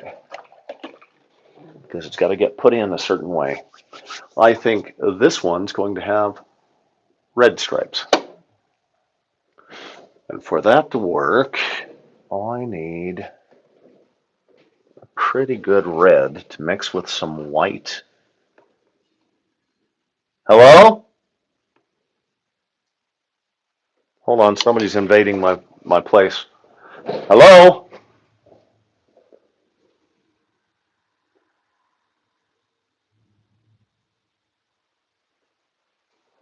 All right, nobody has come into my place, but I just heard my door. I've got a bell on it. We're going to lock the door. Anybody try to come in?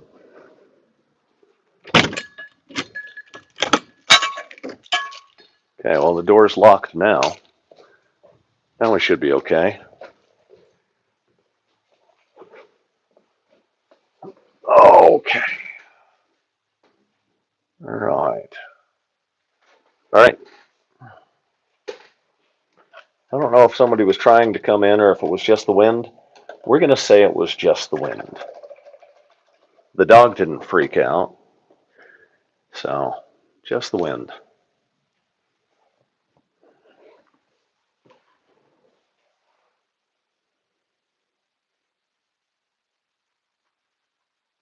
Okay, let's get ready for our stripes.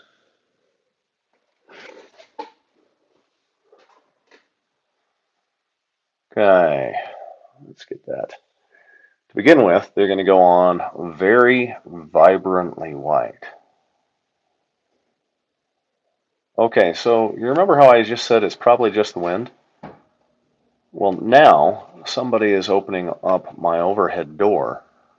It better be the Marine, or else you guys are going to have to call someone because I'm going to expedite their delivery to a different place. So, hang on 1 second with me. That overhead door, I just heard it come up. Give me just 1 second, guys.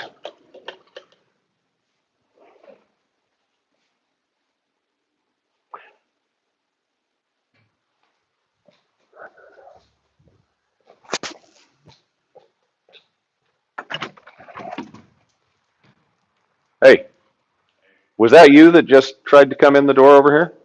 Oh, okay. All right. Good enough. All right. Okay. Yeah, I just locked it because I was afraid somebody else was coming in. All right, I'm doing a live painting right now. All right. Hey, would you mind letting Hella out? Thanks. No, you're over that way, not this way. Good news. Just the Marine. You never go look. You do if you're armed.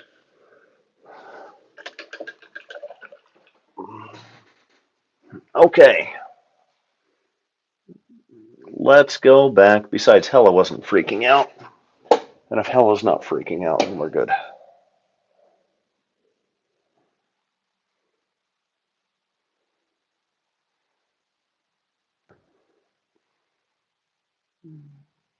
We've got an interesting stripe in here.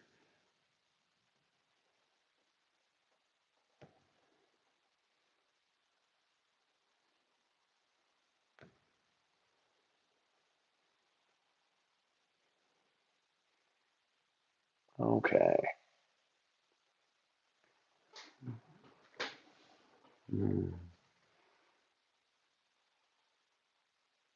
So it's like, this is not a horror film, guys. If it was, I'd still be okay.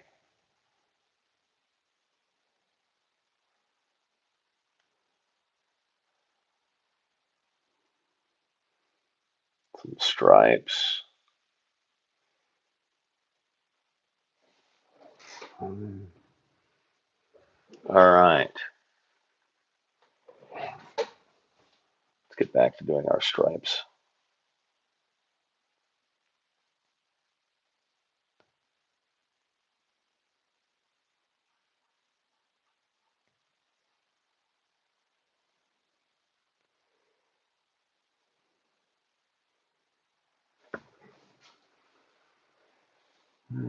Art inspired.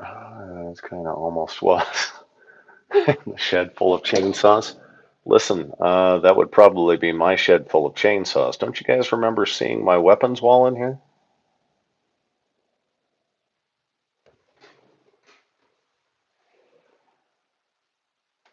Oh, okay, okay.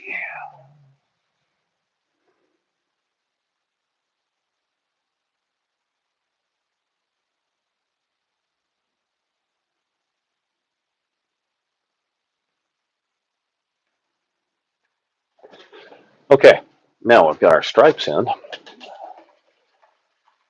Now the stripes have got to start working for us. Right now they're a little bit vibrant, so what we've got to do is we've got to come over in certain areas and we have to get texture added in.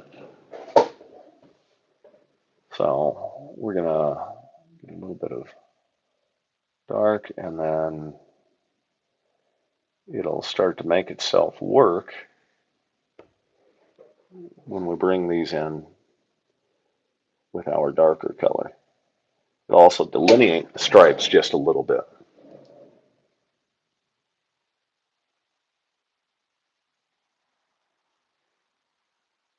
This particular dragon, their parents had a fling with a tiger. That's right. Tiger dragon. I can say that because it's my own little world.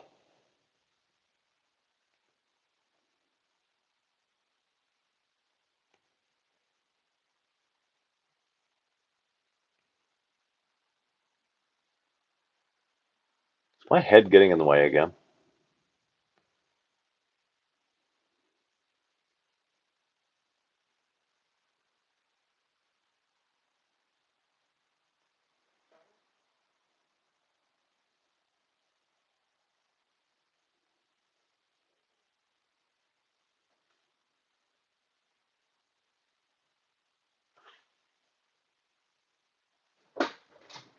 Okay.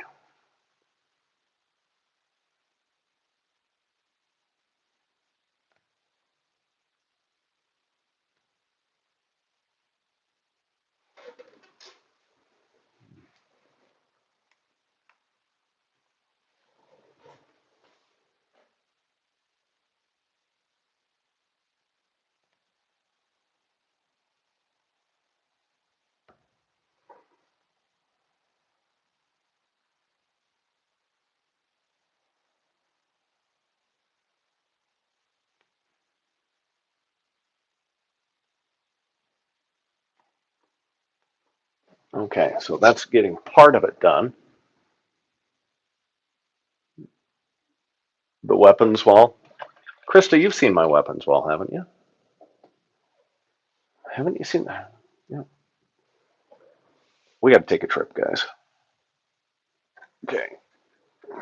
Let's take a trip through the studio. Everything's a mess in here, but all right. Right next to the bookshelf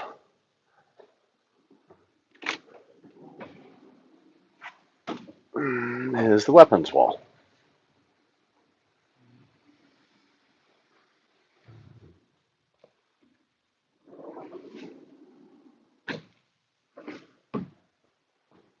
Not to mention, there's a couple of knives over there. There's a few more knives over here.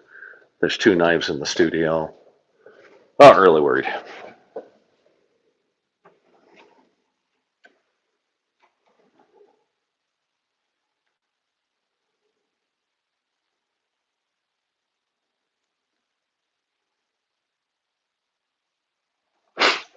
Okay. Now, we need a darker red. This time, that dark red that I had, the deep red, will actually work for what we need it to do. If I can find a patch on my palette that's open. And with that, we also want to pull out some crimson. Oh, that's right. That is the first thing you noticed, Krista.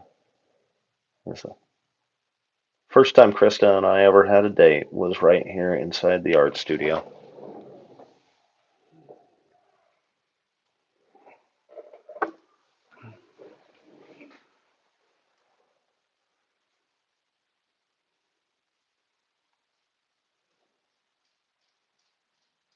Okay, I'm mixing up a dark red that's going to take and make our stripes look like they fit on the dragon a little bit better. Because right now, they're a little too vibrant in some places. So, we'll come in, darken it up right along this top edge area.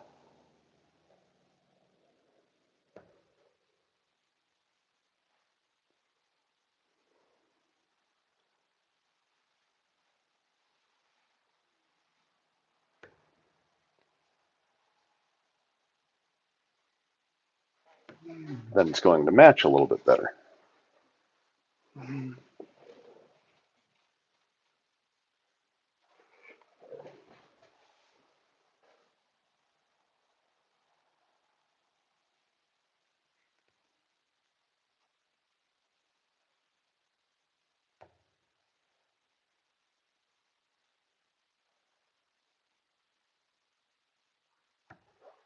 All right. Stripes are going to start to feel like they're part of the dragon now instead of just being over top of the dragon, which is good. They got to be part of the dragon. Otherwise, we're doing something slightly wrong here.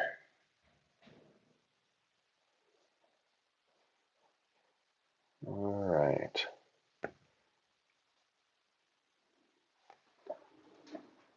Good.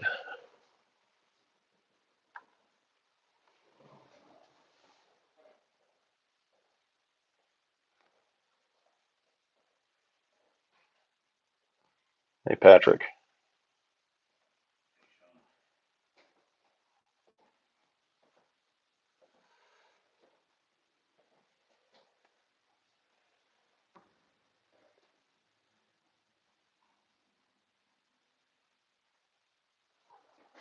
Okay. We got a nice striped dragon going on.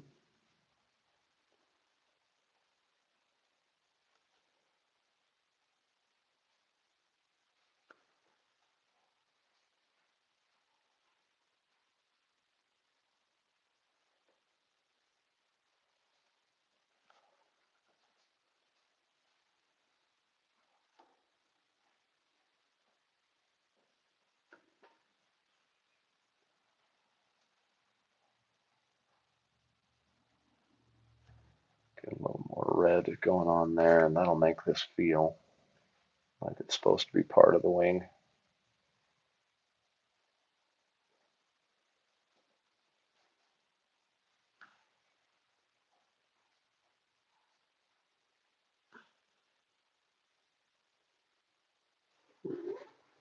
Then we're going to need to get that makeup brush again, guys, and blend it.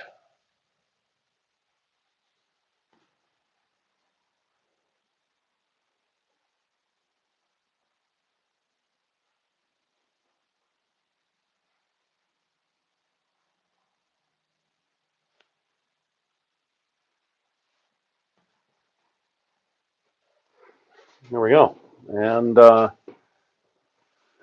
dragon number one is done. We're at 205 minutes.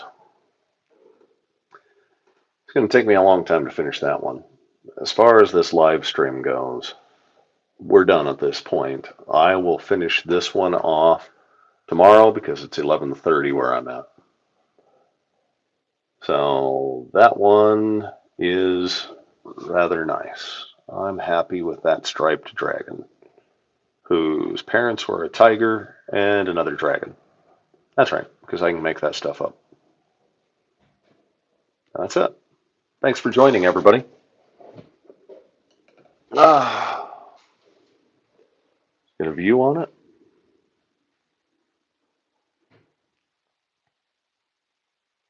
Rude, but I'm loving the dragon. Hey, Blaine. Blaine just showed up. Excuse me. Thank you. What, everybody's upset that I'm not going to finish up the other dragon? Oh my gosh, guys, it took long enough to do this one, right? Finishing up the other one was probably going to take us another hour. All right. That's it. Looks good. Have a great night. Thanks, Justin. Hey, Blaine, thanks for coming on at the end. I really appreciate seeing you in the feed. Yes, but I know I need to get to bed. Yes, you do. And good night, sweetheart. I love you, Krista. Bye, everyone.